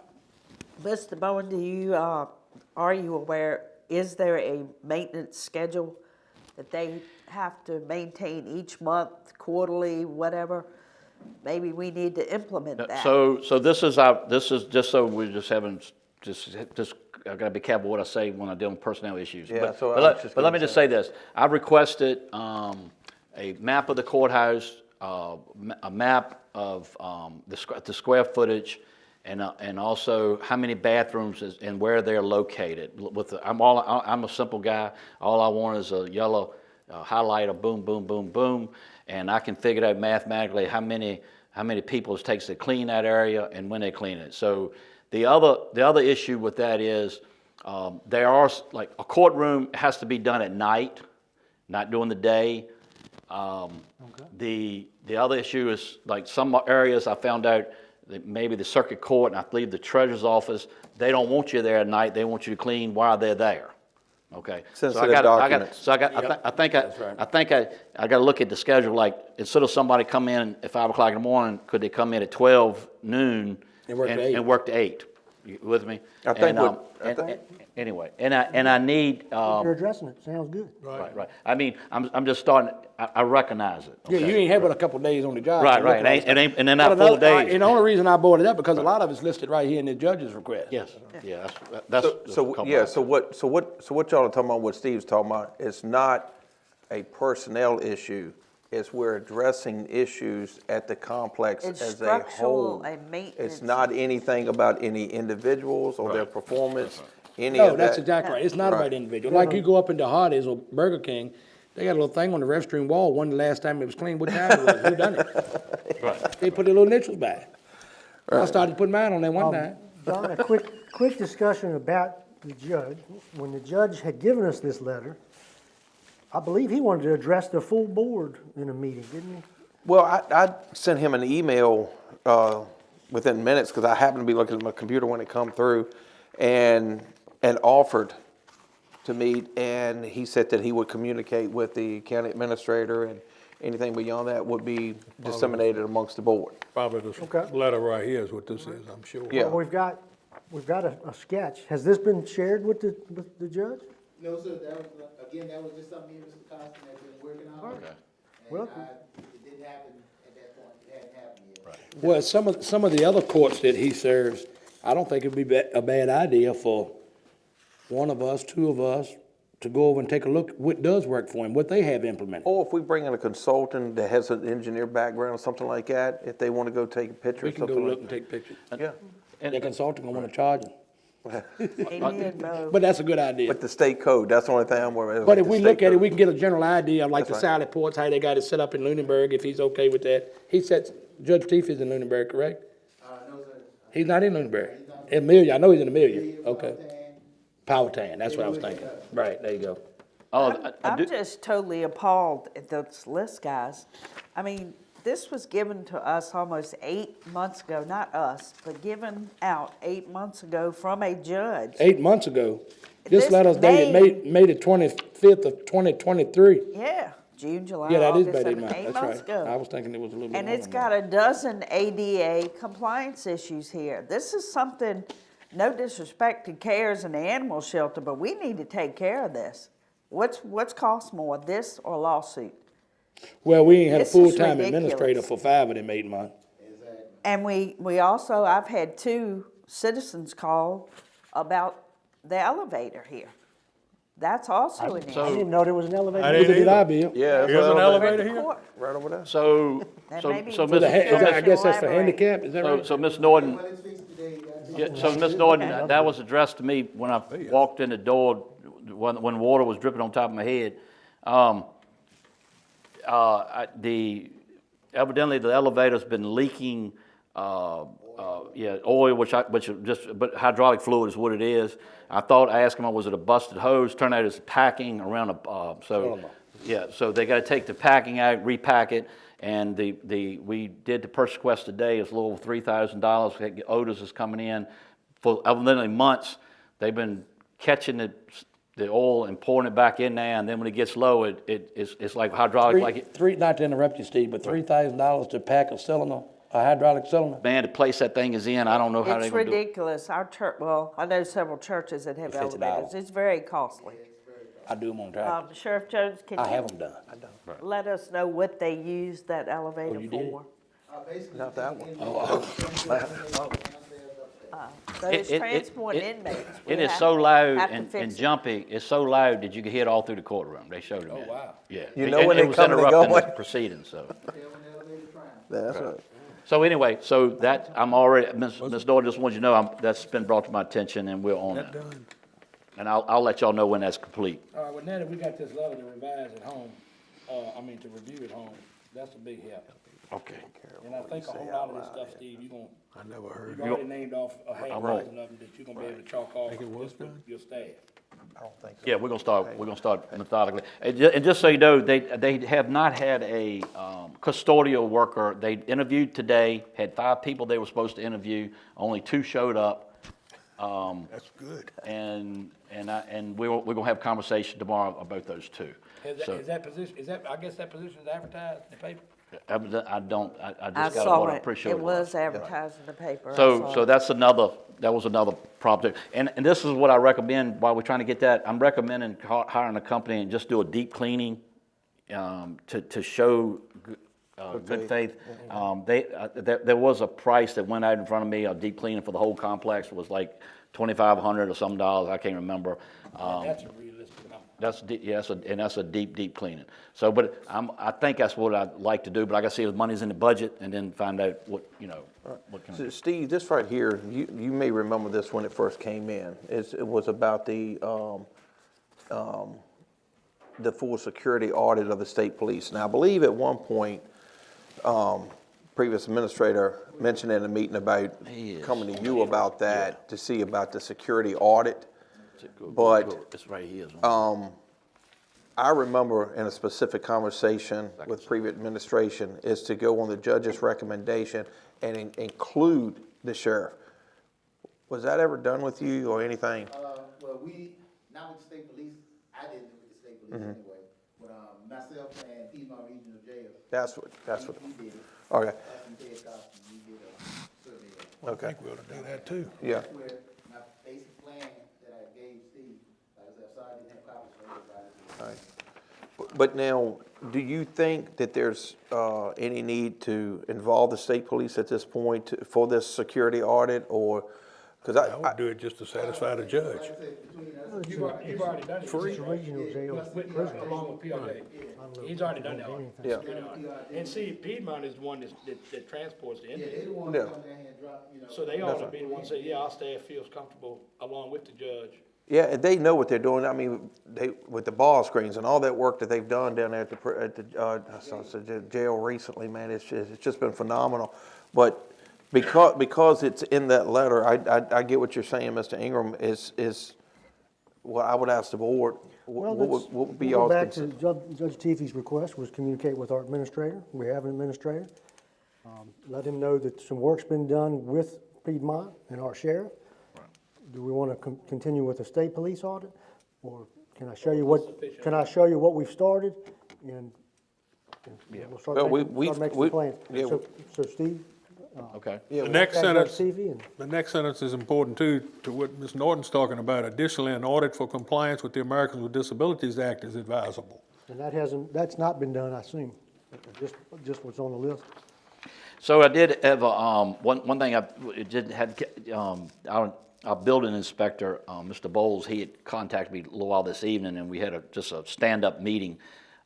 We have to identify an ADA administrator. That's right. And I've been through that with the state. Some HR directors do it. Some have building officials to do it. So I did ask him verbally, would he be okay if I appointed him as that? Because, and it sounds like by looking at this list, it's more under the umbrella of someone like a building official than it is an HR director. They're going to take a class. Right. So, but anyway, he said I may be coming to the board meeting. I think I need some type of resolution or agreement that we will make him the ADA director. So that's the first step. One of the steps, many steps. Conversations. I think conversations with the judge, and I think if listening to what you just said, Bo, you're saying let's let us back in what, May. I didn't look at the date. Okay. he don't want to hear any more talk. He wants to see action. Yeah. Okay, Once so, you start marking these things off, which you right, already had. right. I think, Ms. Bowen, if you can go to him, this is 65 conditions that need corrective action. And go to him with a list of things we have corrected and show him that we mean business, that we're gonna work on it. I mean, like I said, this is ridiculous. Hey, This guys, ADA. would y'all also be okay if we could go ahead and let Steve develop a time frame? Yeah. Yes. Make like a Yes, absolutely. timeline for us All of right. how we can correct these And if you can share that with the judge, that would be helpful to him too. Say, hey, we putting so much effort toward it, we done set a goal, a timeline goal. Some stuff is gonna be restricted All right. on hiring people to do things. If you gotta get like a deep cleaning or the elevator and the sally port and all that stuff's gonna take some time. So one thing that, and I don't mean to take up too much time, and it just, but it does fall on it, because the list, let's just be honest, the list is gonna take money, okay? And so, one thing that our finance director, Martina Chandler, is working on, I asked her to do, is to say, okay, December 31st, how much has each department spent on their budget? You know, they've been budgeted so much, so she started that process, and I'm picking on the sheriff, and I hope he don't.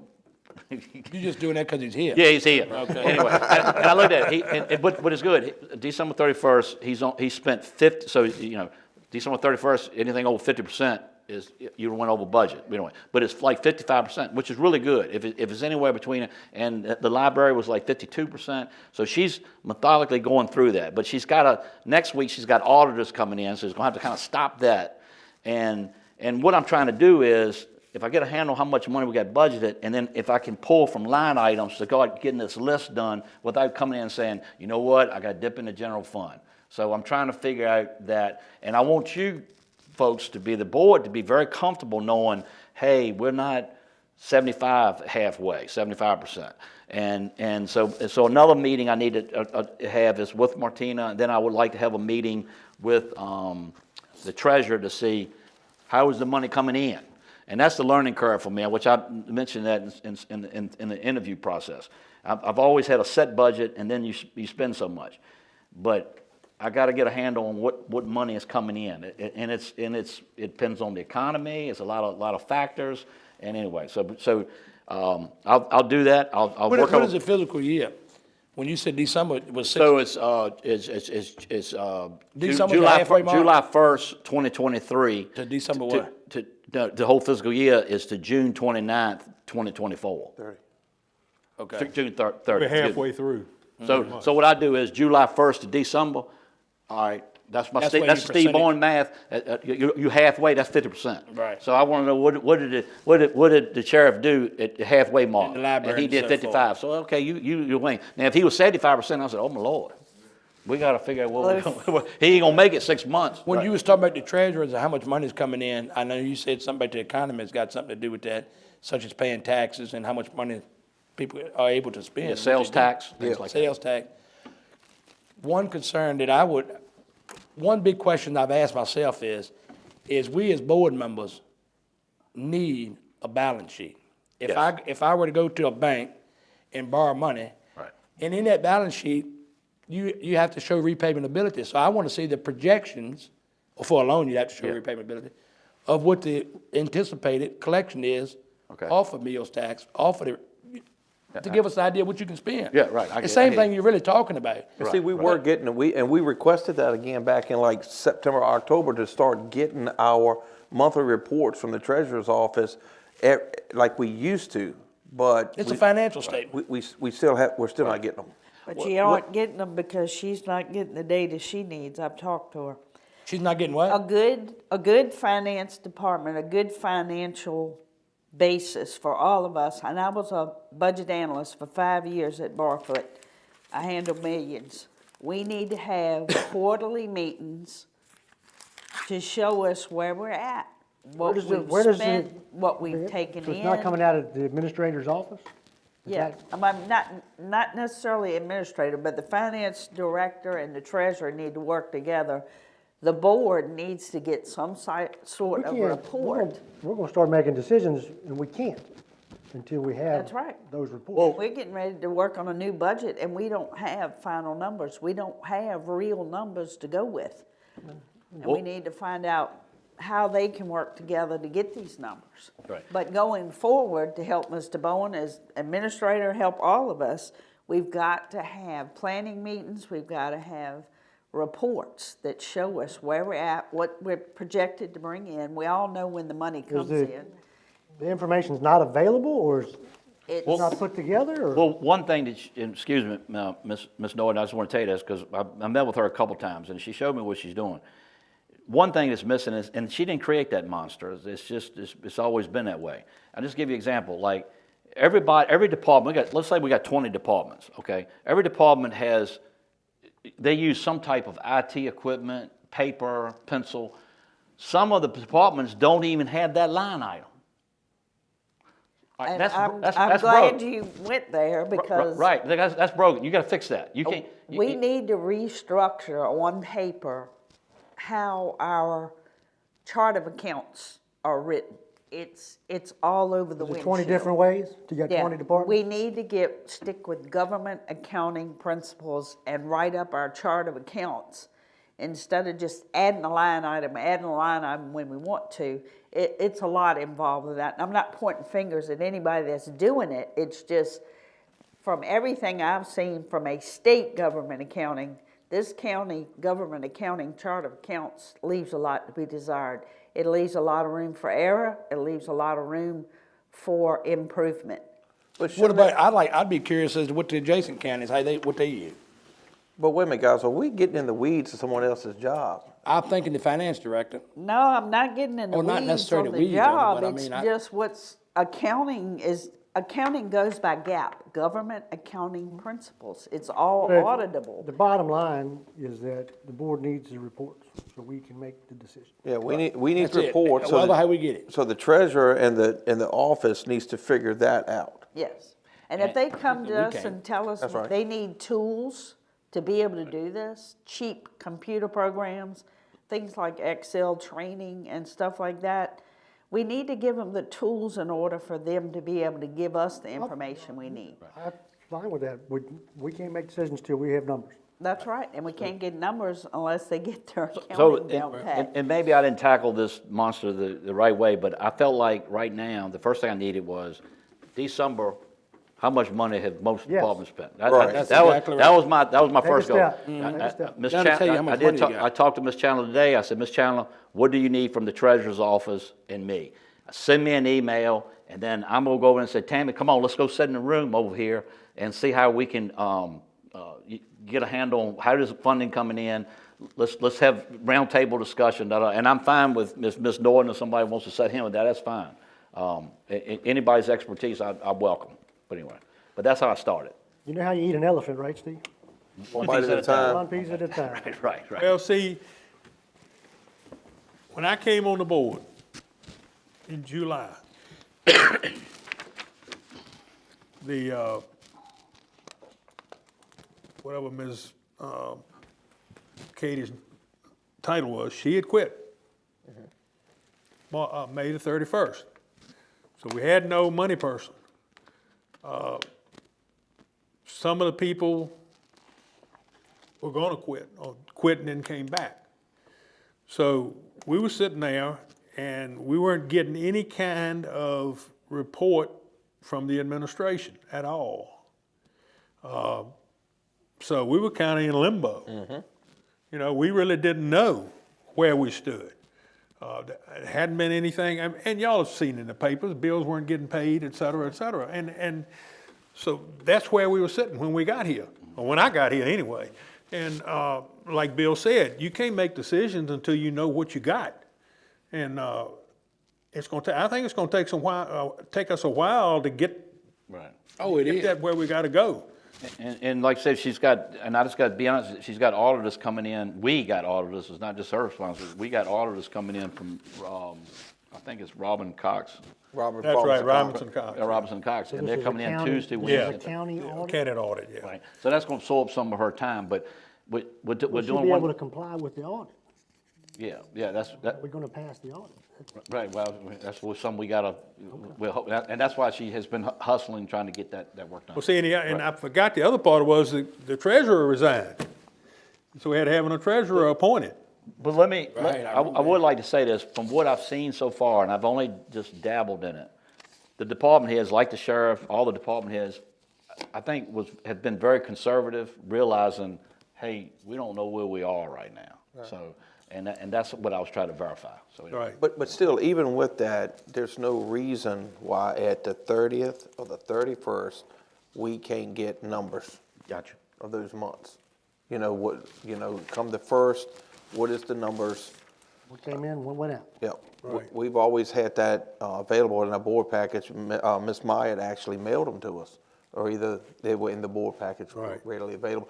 And if it was an area that was in red, she had it labeled and it was in the red. There was no You misunderstanding. should realistically be able to get an expenditure and revenue list for the previous month by the 5th or 6th of the following month, Right. always. And like I said, Once they get caught up in their defense, because they're learning, but we cannot let this kick the can and continue. And an audit is not a bad thing. It's a good thing. I've been audited hundreds of times in my careers, and it's a learning curve. It's a way that you can see that you're doing the right thing. And in our position to the public, it shows them in good faith that we're doing what we're supposed to be doing. And our board needs to move forward in solidarity that we're gonna fix things and do it the right way and not kick the can. I know it takes a long time on certain things, but we need to show them we mean business, we're gonna fix it, and we're gonna move on in a better direction. yeah, and I don't disagree. I think we need to restructure the charts with the way that they were done, and they need to be in sync doing it. All of us don't have that type of a background, but at the end of the day, those are the ones getting paid. They need to learn to communicate amongst the offices themselves and just disseminate that information to us. And we don't need to get in a whole lot of weeds with it. Well, we've got our administrator, Right. he's gonna be in charge of the staff, so. And trying to make, hopefully y'all would this might help you sleep good at night. 'Cause I don't like things to keep you up at night. I do think Martina Chandler is very competent in her job, and I feel confidence there. Okay, so I just want you to know that. Okay. Good? Okay. That's good. Okay. All right, guys, well then let's go on the resolutions. There was a couple of resolutions that Mr. Vaughn had asked to have added, and it was for three individuals that was in the school system, Mr. Jim Wiley, and also Lee Johnson. That was following a request by a board member to have James Dyson formally recognized for all his years of service Oh, yes, and sir. what he done. And so those three, we're going to be working towards that. They're, and I believe you worked with all three of them, didn't you? Absolutely. Yeah. What did you say, Jim Wiley, James Dyson, who was there? Lee Johnson. Lee Johnson. Oh, yeah. Yeah. I knew all three of them well, too. Yeah. Yeah. I think There- Jim Wiley spanked me, man. Hey, Jim Wiley. look. I can't hold it against him. I probably deserved it. It was the other guy. I'm sure he didn't spank you enough times.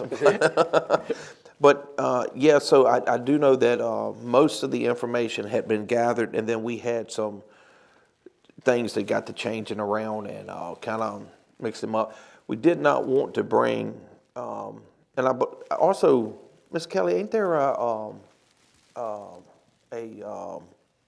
firefighter that passed that is included in those resolutions as well? Yes, sir, buddy was working on that, and he asked us about that. Okay, so if we can, I think we want to try to get these set up for February to be able to contact all the families and do all these presentations at one meeting. I'll agree with doing it in February, that's a good idea. Yeah, so hopefully, but we may have to reach out, yeah. try to track down some information on a couple of. But you want to do them all at one time? Yeah. Okay. Okay. All right, now, I think that's a pregnant idea. okay. The next item, members, is the agenda. Now, you have it in front of you, we all had copies.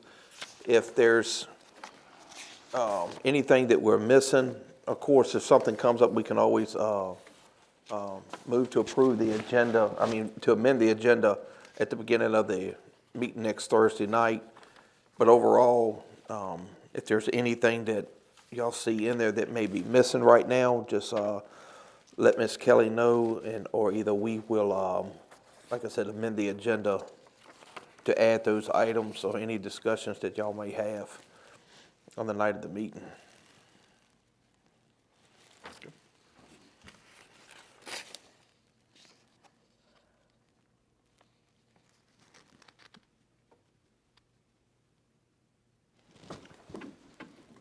John, Okay.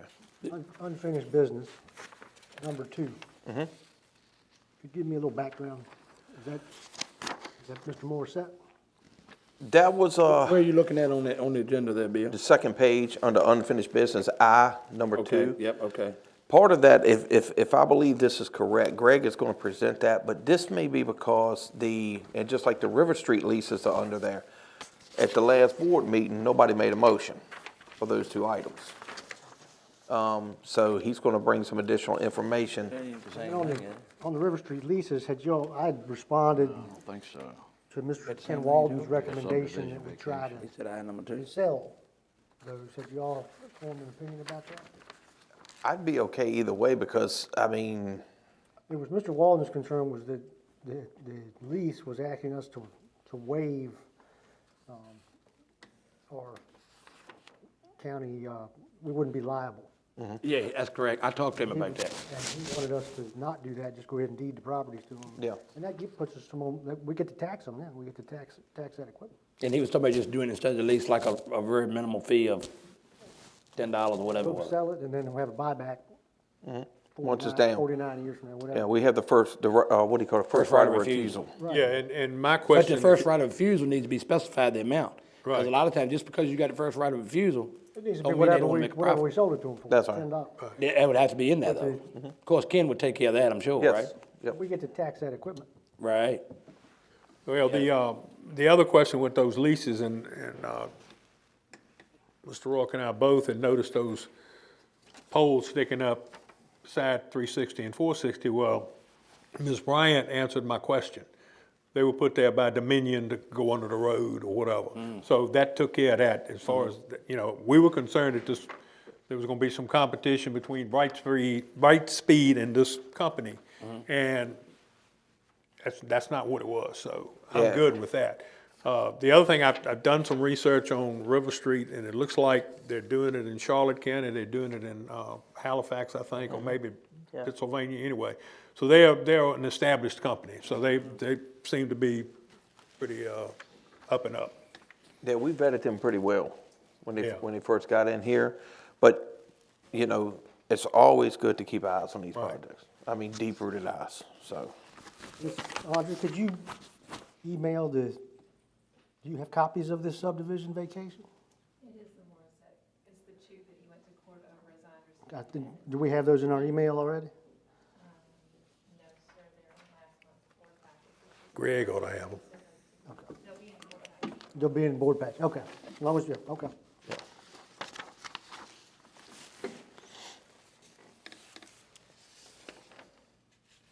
Equalization Board recommendations, who's the 2 members that still gotta recommend somebody? Me, and I was talking to Bill before the meeting about time frame. My first person turned me down. Said spring planting and all that stuff was gonna keep him. But the second person I've talked to was concerned about the time, how much time he would have to put into it. So Bill was kind of filling me in, and I'm gonna get back with him. Hopefully he'll be able to do it. It was somebody else too that had that It was problem. me. I gave. So, but just so I make sure I understand the equalization, position, the judge has gotta approve them even after we appoint them, correct? Is that correct? No, we're only making a recommendation. Oh, well, it's Let's- recommendation, right, and then the judge he ultimately has to, Right. Right. yea or nay, okay. Yeah, and I gave Ms. Kelly. And they need some pretty good real estate background, not? Yeah, or be able to understand and read and decipher code, ordinances, that type of stuff, and follow along with the grievances if they bring certain codes and stuff like that in, which they'll have that ability to do that. I mean, They'll like have- you appointed, OD is one of them.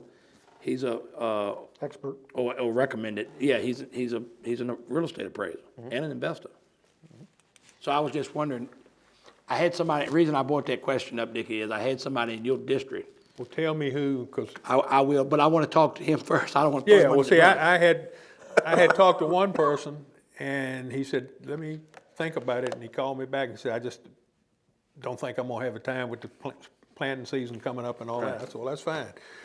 I said, do you know of anybody else? And he said, well, I'll think about it. Well, then I thought about another person, and I'm hoping he's gonna do it, but he's a realtor too. But he ought to know the, See, that's my problem with this person. He and I talked about it. He's invested pretty good in real estate, but he's not a hands-on. I understand, realtor yeah. On a monthly, weekly basis. So Right. He may not be the best pick. let me know who he is, because Okay. this, once I tell this gentleman the time, requirements, then he may say, no, I can't. do What it." is the time requirement? I was chairman of the board the last 6 years ago. And so the timing of this is Pearson Appraiser's gone through and put a value on everybody's properties. The homeowner or landowner can then appeal to Pearson over a period of time, and that period of time is going, I think it's going on right now. Because the notice, or it's going to start going on right now, because I think the notice is going to go out over the next 10 days. Of the I haven't increase? seen one. It's increased. I don't know if anybody's seen one yet. I've I haven't not. seen one. Once they're out, then there's a period of time in February and March where the parcel owner can go to Pearson An and appeal. show me, why did this happen? Once that's done, if they don't get what they wanted out of Pearson Appraisal Services, the Equalization Board begins to meet, and I believe it's gonna be in April. And the Equalization Board can set their schedule. What we did was Wednesday mornings from 9 to noon. And as the customers came in, the citizens came in, we had appointments every 15 or 20 minutes. So we'd fill the morning up, hear each case. And then we do also have the ability to call another meeting to go, we went to a couple of properties, Y'all actually went and visited them? when Okay. visit. Uh-huh. So we did it about 3 hours a week. So, did it so for 6 how weeks. many is on the panel? 5? 5. So is it up to the 5 to reconsider their tax evaluation, or? Yes. So it does not go anywhere past the Board of Equalization then? It don't go any higher? So if they're not happy with y'all, the 5 panel, it doesn't make no difference? Gotcha. Okay.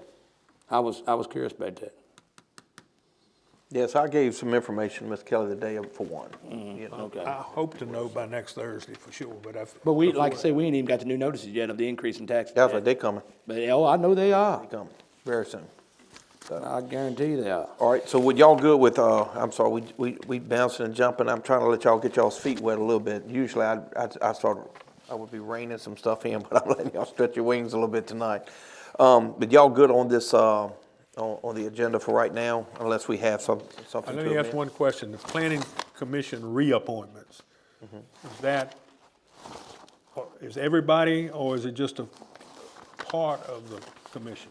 It would only be part of them, They're staggered dates. It is staggered. That's what I thought. I don't know. Yeah. So we don't know now which ones they're gonna be? It'll be in your board package, Oh, okay, all right, I got you. yeah. You get that. Chairman, I do have a tentative appointment for the library board. Sure. Right now, she's checking on scheduling, but at this point, and I'm saying this now, so I know we're on public media, if anybody in the District 3 area is interested in serving on the Social Services Board, I am hitting a roadblock. So if there's anyone interested, please let us know, let me know. My number is 434-294-7067. Call me and let me know if you'd like to serve in that capacity. And if any of you have suggestions, I'm going to reach out to the Social Services Director. Maybe she knows of someone in our area that That might. district, is that restricted by district? Yes. Typically, yes, yes. That's why I'm reappointing this area.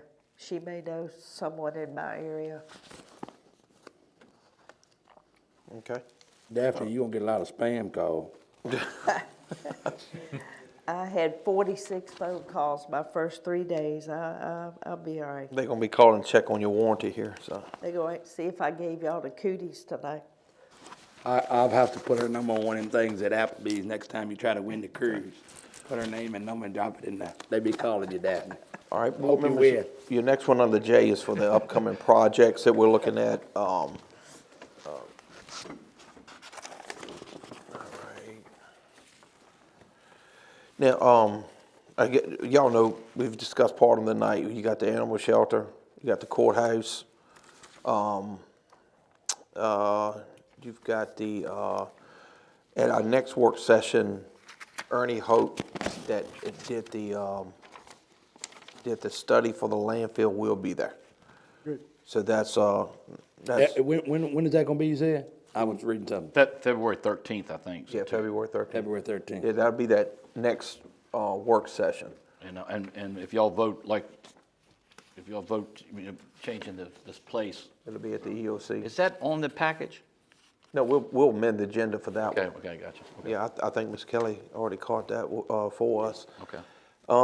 So you got the shelter, the courthouse, we got the, landfill transfer, which will be discussed after that, after the 13th, on the 13th, and any questions y'all may have. The, which would go under number 4 for landfill discussion.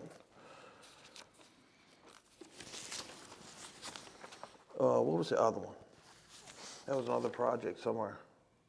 You said the animal shelter. Radio. The radio tower, that's it, That's it. radio tower. That's the elephant. Yeah. How did I miss that one? Radio tower. Okay,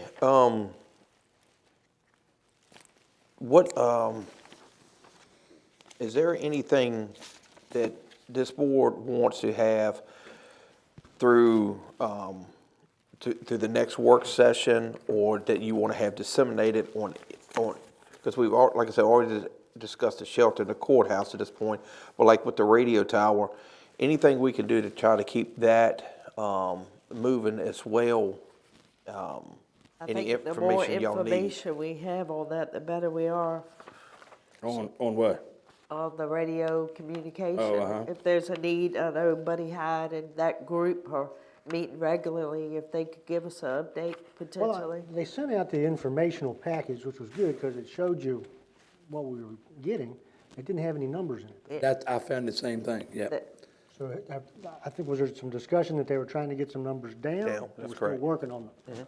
Yep, that's where they're at with that part right now, but as far as what the radio system is capable of doing, what the point of it is, it also explaining like why it's bounded and all that information right there, all that is in there, but that's the reason why I was asking. Is there anything else y'all feel like y'all need, of course, other than the numbers at this point right now from that package?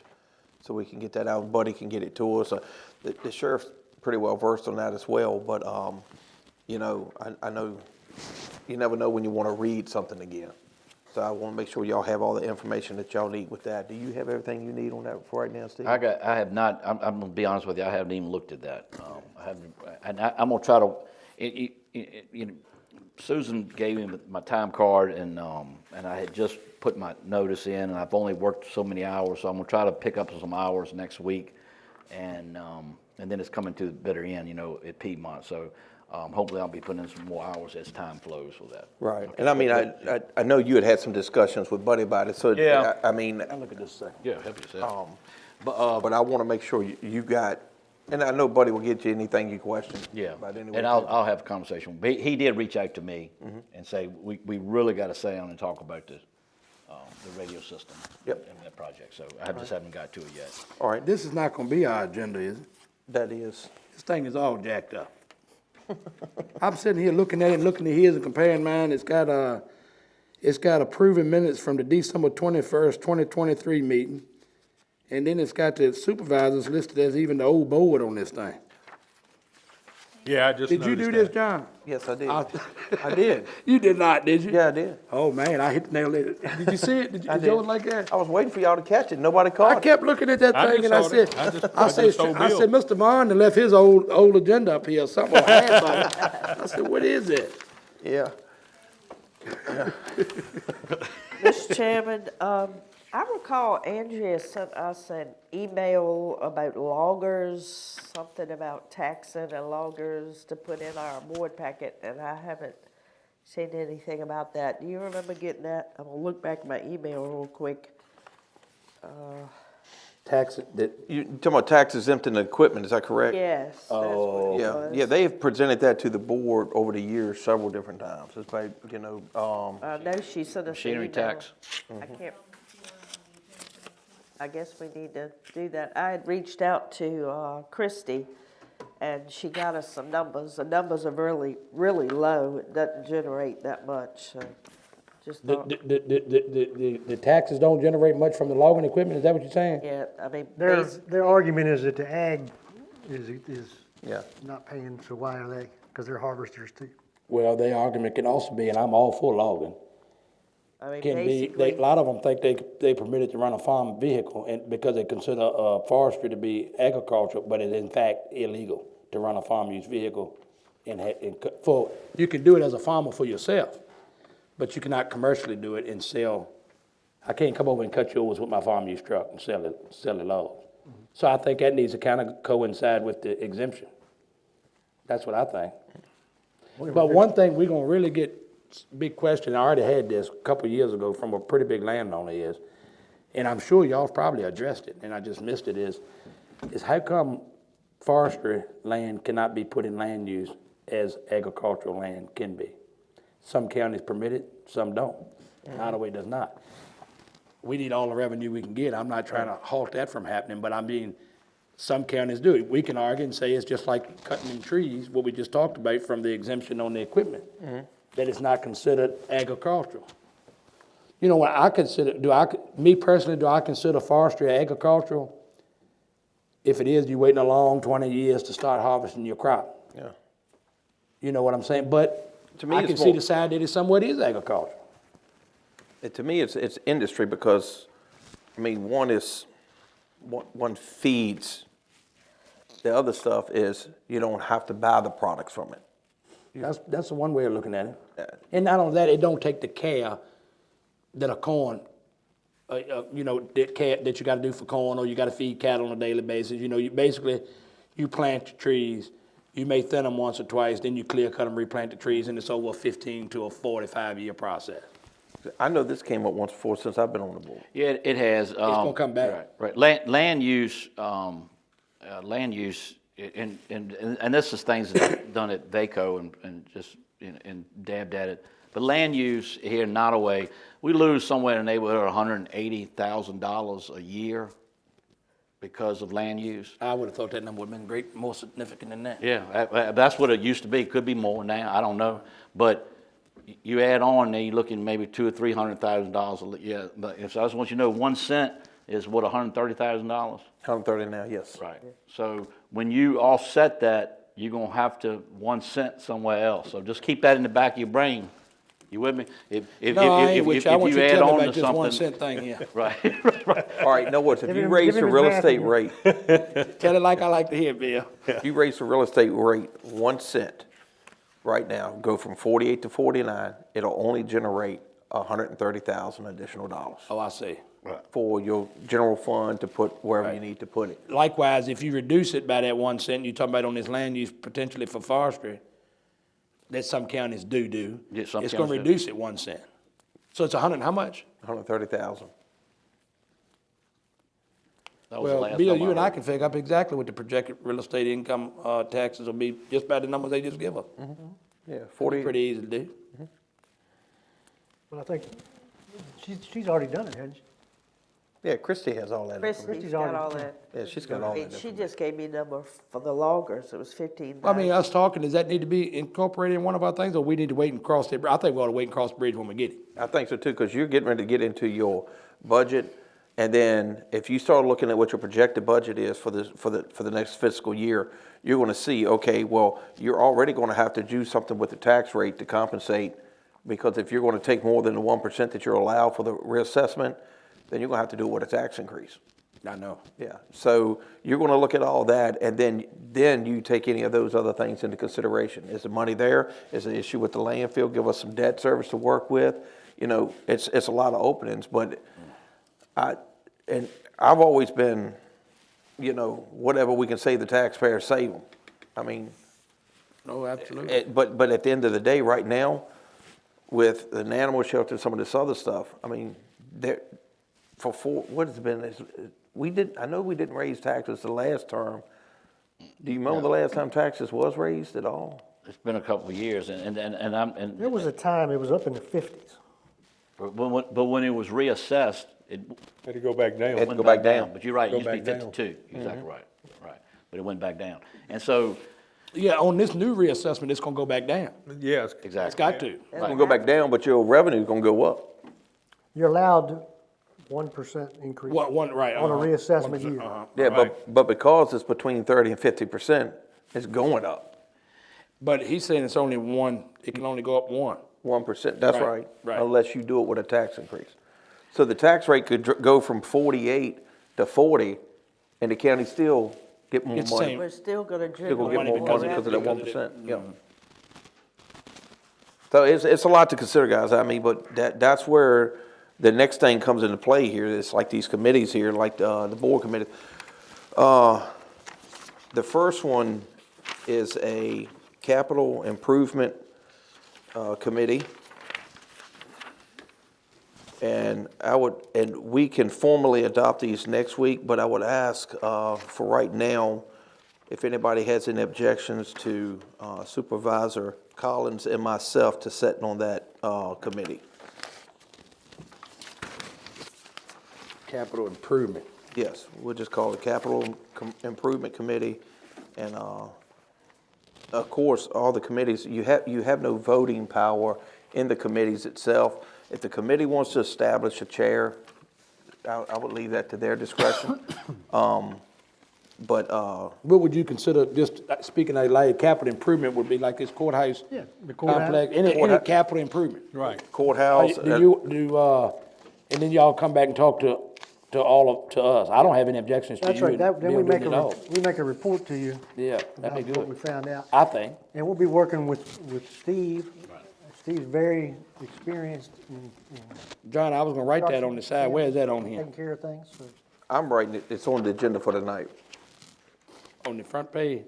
Oh, other page right there, that's what, Oh, okay, Yeah. all right. I was still focused on that second page of that other agenda. there you go. All right, so that's the first one. And of course, this committee, just like any committee, would use all the stakeholders that are available to you. You know, invite people in as you need them and stuff like that. You don't have to go through the whole board to do that. But of course, like capital improvement, when we get into a radio tower, we're probably gonna reach out to Buddy, the sheriff, Steve, you know, anybody else that needs to. And then we definitely need to figure out who wants to serve on the budget committee.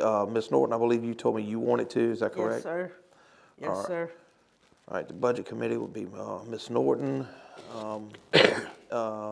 Dickie or Bo. Either one of y'all want to volunteer for that, or When it, it's going to be a lot. And I'll be honest, it's going to be a lot of meetings for that budget committee. It's going to be a lot. The way we'll do you that want to do it, is, Dickie? I'll give it a try. Okay. Maybe I'll do it in another year. All right, and Dickie, if anything comes up, I'll be more than glad because I know your schedule gets tight sometimes. So, and the only reason why I didn't automatically volunteer for that one was simply because my store closing at 6. And these committees, y'all can meet anytime you want to. Okay. The committee sets the times. So, all right, so Ms. Norton and Mr. Ingram. All right, next one would be Personnel Committee. I would, I'm willing to volunteer if someone else has to, or, And so it's personnel, that's really just Mr. Bowen, correct? well, Because the board's not going, the Personnel Committee, it's more oversight. More oversight. But, so Mr. they Bowen- do get involved in the interview process. Yes. Right. I'll volunteer to be on personnel. I have 2 certifications in interview selection and 25 years' experience in payroll and HR, so I think that would benefit you. Okay. Like I said, I'm willing to volunteer unless someone else is, I'm wide open here, so, So you put you then on that one? yeah. Okay. Okay. Just know it to myself. I didn't see Mr. Ingram volunteer, so that's what I wrote your name down. I saw you scribbling over there. All right, hey guys, here's the other thing, the great thing about a committee. Something pops up, bam, you put a committee, ad hoc, anything like that you need to do. Is there anything right now, because like I said, we got the LRA, we're all already on that. Well, since we don't have Bo participating here, if we have an ad hoc, we'll include him on that one. You know, if something comes up, Bo, and he'll be, I guess, I call him the wild card. We're gonna snatch you. That'd be good. We'll snatch you. Okay. And we know, and we understand Wednesdays, we get it. Okay. Right. Yeah. Now, is there any other standing committee that anybody feels like we need to go ahead and put in place for adoption at, next Thursday night? Let me ask a question. I know that we met last time. There was a discussion of meeting with Davenport, and Mr. Van Orbeck was gonna meet with them. For tomorrow. Oh, you got that tomorrow? I got that tomorrow. Okay, good. Okay, that's why I was asking, because And I got to really know too, what's the subject matter on that? I haven't got that deep yet. All right, well, number one, they lost touch of certain information because after we got the initial report from 22 up to now, they were out of the loop. So they gotta be brought back up to speed. It's like, They had a presentation yes. that had errors in it because they didn't have correct information. Oh, okay, I got you. And that's when Right. the whole board said, well, that's when the animal shelter said, well, we can't make that decision. We didn't know what we had. And see, and I'm just telling you guys, so y'all know my style. I'm a team builder. I believe in it, and I believe bringing expertise in, so because everybody's going through this learning curve. I'm bringing the finance director in that meeting. you should. Right, I'm just letting you know. So that's my style. Well, see, Mr. Van Orbeck was gonna meet with them, Right. and you might want to give Philip a call too. I think Miss Kelly's got that already. I think that's already been. Okay, happening. good. Yeah. Okay. Great. But I Great just wanted to news. get the, okay, so. Yeah. And I'll let you, and that'll be part of my, county administrator report, next Thursday. So Yeah. And the other thing is with that same group, they had asked for a meeting and I told them I was only available on Tuesdays. They held this date. I wanted to make sure Steve could be there. Steve could be there. So there's going to be another follow-up to this first warm-up session with them. And hopefully they'll try to do that on a Tuesday where I'll be available. And then either that or it may be something, well, once the budget committee gets into that.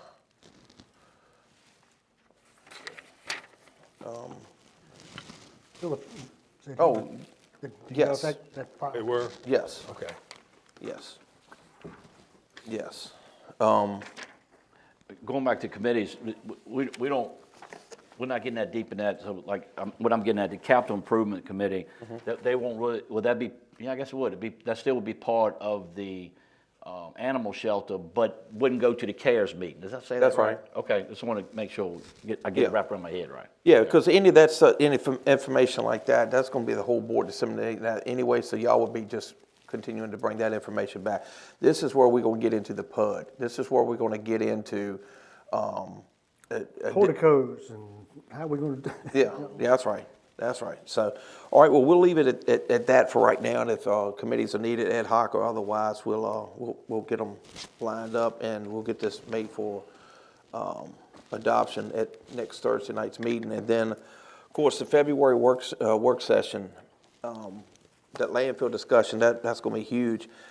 That could go an hour, depends on how many questions y'all have, or it could go 2 hours.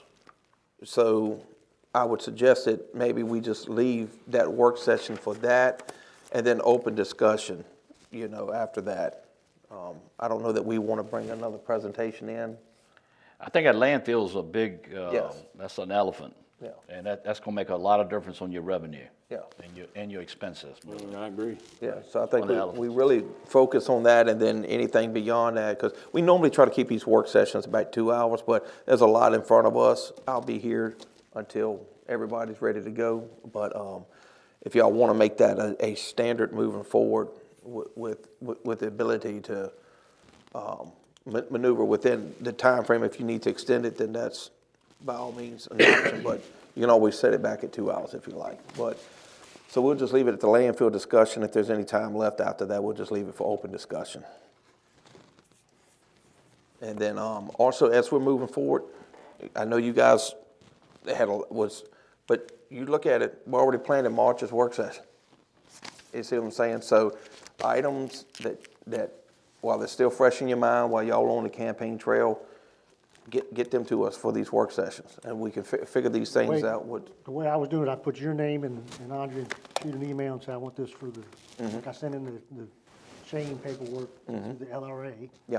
And just copy you. And so anything you find, Bo, that you want to talk about, you just email Chairman and Andrea.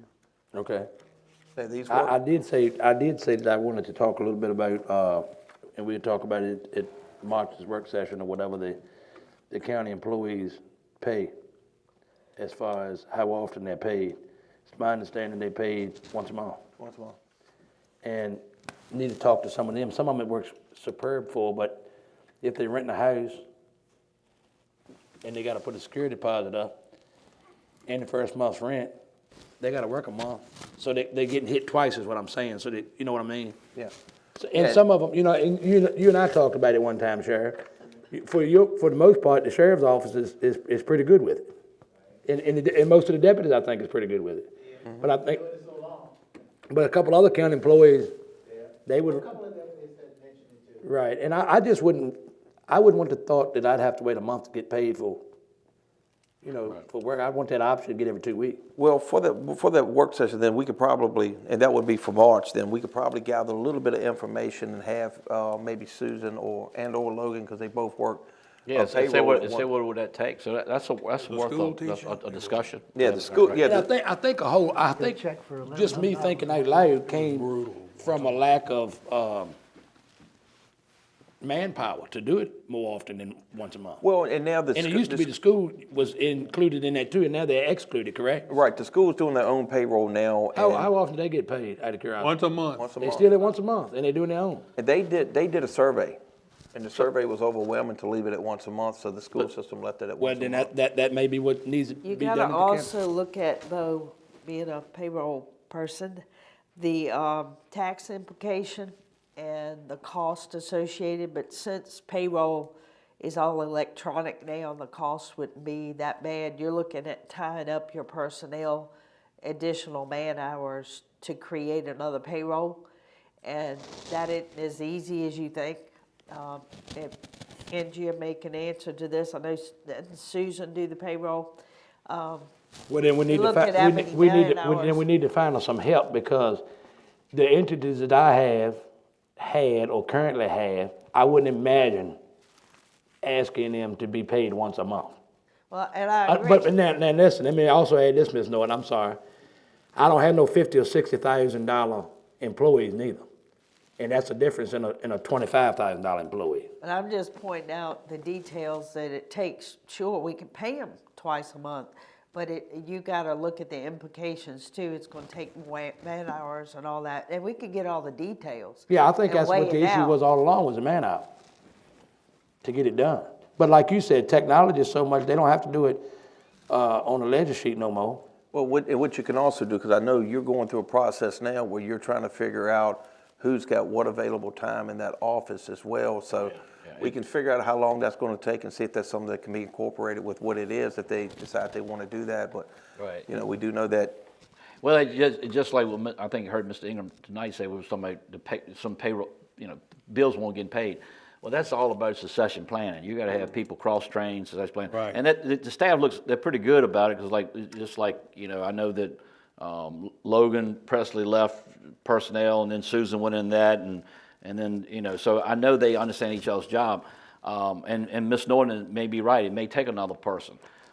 However, you know, I've heard complaints about it too, even when I was in you guys' seat. Mr. Ingram, you've been a school teacher. My understanding is they got paid before Christmas, and then they don't get paid to February 1st. That's exactly right. 45 It's a days. whole lot more than exactly 30 right. days. That's Been like that all these years. Oh, yeah. right. At Christmas Hey, time. Bo, you should have been when I first started. I was only getting paid 10 months a year. Really? I had to work, had to find jobs in the summer to Months. make it. Yeah, right. Mr. Chairman, part of the landfill side by side, you're gonna, I believe the garbage is gonna go to Amelia? Well, no, they'd have to bid on it. That'd be a bid Joe said process. something to me the other day, that we've got a driver out there. Is the trucking, as far as keeping employees that work for us now?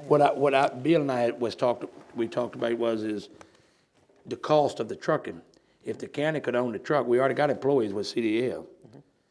Give them the opportunity and revenue for the county if this company's gonna charge trucking, it's easy to say that you got insurance, upkeep, and breakdown on the truck, absolutely, but so does the other people that's gonna be hauling it, and they're looking to make a profit. Well, that's what all of that, when this. Is that what we're gonna talk about? Yes, sir. In that. That side-by-side comparison, all of that. It's possible that we'd be hauling with our employees, and we're paying them by the ton when he gets it. That's right. So, We're gonna and discuss we would specify that in the bid process, that you're only bidding on what we're gonna drop in your location, or you're bidding on your pickup and drop. You know, so you can disseminate all Well, that. and I think it's a good discussion because when you start making those changes, like, or you're putting out a bid for something, you want your employees to feel like, hey, you're looking out for them. Because next thing you know, their starters, I'm gonna find me another job. They're gonna privatize me. I ain't gonna have a job, you know. And so we got to be very delicate with that, you know. Well, this You're whole gonna need- process, if you remember And the more now, we talk about this, and we'll get into it deeper, the more you're gonna figure out you're gonna need at least all the employees that we still got. we're not losing any. No, the savings is gonna come from the sale and the opening and That's closing it. and all that. Yeah, because the way this was done, I think the only thing that was considered was the Genito site because it was the weakest one and it was a lease deal. And they were actually recommended, and because there was a point, and I absolutely agree with Steve. It's not because that was in Steve's district, like, you know, you can't get it closed, but I thought it was for convenience up there for those folks as well. But then when the report came in, they were like, close that. But all the other convenience centers, they were like, leave it in place, keep those employees in place, and your full-time people out there, I think it's only 3 of them anyway, they all keep their jobs. Everybody keeps their jobs with the tipping station and all, and the convenience centers. So Those convenience centers, they tickle me. They really do. I mean, they nice little huts with air conditioning. When I get old one day, I want a job in one of them. They do tickle me. I had a citizen inquire about having at least one convenience center. She drives home from Richmond. She gets here at 6:30 or 7 o'clock at night, And they close. and they close. She don't have I a place just to take dig the that dog. bad. well, we did 7 to 7, but see, But that ain't every day. no, I think it was Wednesday and We Saturday. didn't do 7. I mean, we did it for a little while. And then you guys tried it again. Well, what happened was they came back with the numbers. You remember that? Right. The convenience center guys themselves were keeping the numbers, the times, the number of people that was coming Vehicles through. coming in. Yep. Okay, good. Yeah, So they you did. get a little data. They Oh, did well, then I all don't of want that job after all when I retire if I got to do anything.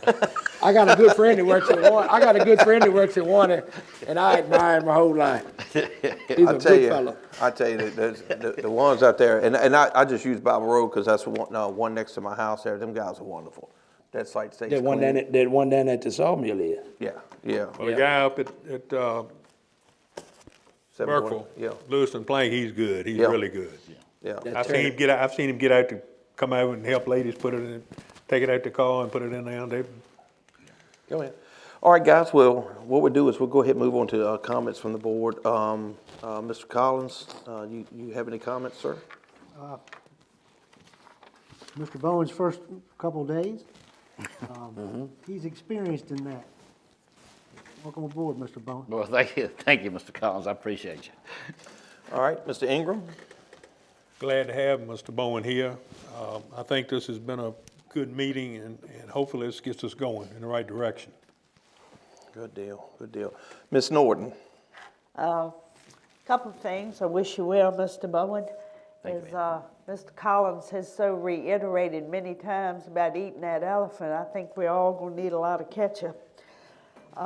It's a privilege to serve the citizens in District 3 in Nottoway County, and I look forward to moving in faith ahead with the multitude of tasks we have before us with integrity, due diligence, and solidarity that we will forge a brighter future for all of our citizens. Good deal, thank you. Mr. Toth? I'd like to welcome Mr. Bowen. I think he'll do a fabulous job. He already started off good, but Pop used to say a new broom sweeps clean. But I think his broom will sweep clean for a long time. I think he's a great asset for us to have. I've got a lot of public scrutiny from it, but I got a whole lot more support for it. And a lot of them that scrutinized upon it they didn't really know the facts. And I try and help them, even a little bit of social media that I said I won't go endeavor in. And I did, and for a short period of time, it kind of put a damper on it. I think he can show them more than we can tell him. Mm-hmm. General public, Steve will show them more than what we're going to be able to tell him. And I too am honored to be sitting up here and looking forward to working in that little hut one day. Mr. Bowen, do you have anything, sir? And I'd like to offer you a tissue, Daphne, because you sound like you got do you need I one? got a bunch. Oh, okay, all right. So, That's why I sat down well, here. I tell you, and I thank you, very kind words, but you got some great staff. And when I go into the office, I feel like the train has already left the station. I'm trying to catch up with them. So they really know their job and they know what to do. And but we do have some hiccups, and we know that. And I'll address them one step at a time, just like you said, Mr. Collins, and keep working at it and build. And I think it's going to take actions to build trust with the public, and I will do my best for that. Okay. I'd like to also add that something that I didn't say. I think the citizens, remembering that it's being televised, should want to come. If they do want to come, they should have the option to come to the courthouse to meet their county officials, such as when I was little and even when I got older, I knew Irvin Arnold very well, superb man. Ronnie Rowe, John Pearl, everybody worked in the complex, I knew them. Right. You don't just need to know your board members, you need to know the staff of your courthouse complex. Right. And I enjoyed going to, I still enjoy going to look properties up in the clerk's office with Jane Brown and her staff over there. And so it's not just about knowing us, but it should know all, and us as a board should know those people. We should have already knew them, and I don't know all of them, but I did one time, and it ain't been too long ago. And we need to get more familiar with that. All right. Yep. Well, and board members, in closing, I'll just say that it was a very interesting week because we went with the weather and everything, and I just want to compliment all the staff for their due diligence, and even especially Mr. Buddy Hyde with everything that we were dealing with. I mean, we had high winds, potential tornadoes, and he kept us so well abreast. Of course, with the chairmanship here in Nottoway, you automatically inherit a title called Emergency Services Director. But between Buddy and Steve had been in the chairman's position before, Steve and I actually took some courses with the ICS, so we understood a lot of this, but it was so easy with Buddy and Steve this week with all these communications back and forth. And then he jumped right in with the water issues with the, because in years past, I felt like I had to share that on my page. I mean, it's always good to send the information out, but I felt like I had to share it. But Buddy was on top of this. The code red was working perfect. Hell, they had a trailer fire during the middle of all these high winds and everything that was fully engulfed with the fire departments and everything. Just emergency services across Nottoway was ready and willing. Social services was ready to hit the shelters that they needed. It was a phenomenal job by that team, headed up by Buddy. And Steve, glad you're here, man. Yeah, man. I appreciate it. I am really glad you are here, and I appreciate you taking this challenge on because you know that some of these challenges were here before you left, and it's nice to know that this is, I mean, y'all see, you see, it's moving. We're not training nobody. We're not having to teach them to learn the people and everything. So, and I get it. Not everybody's going to disagree. If we'd have hired Mr. Van Norbert, there would have been people that beat us up about that. If we'd have hired someone from another state, they would say, why didn't you hire somebody local? But what I have faith in is this elected body, and that if Steve fails, it'll be for one of two reasons. Either he completely dropped the ball, or this board failed him.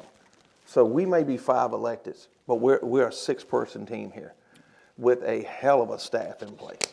And I'll just leave it at that. I think we're going to be very successful, and I'll say it again, I'm going to hang my hat on this entire team.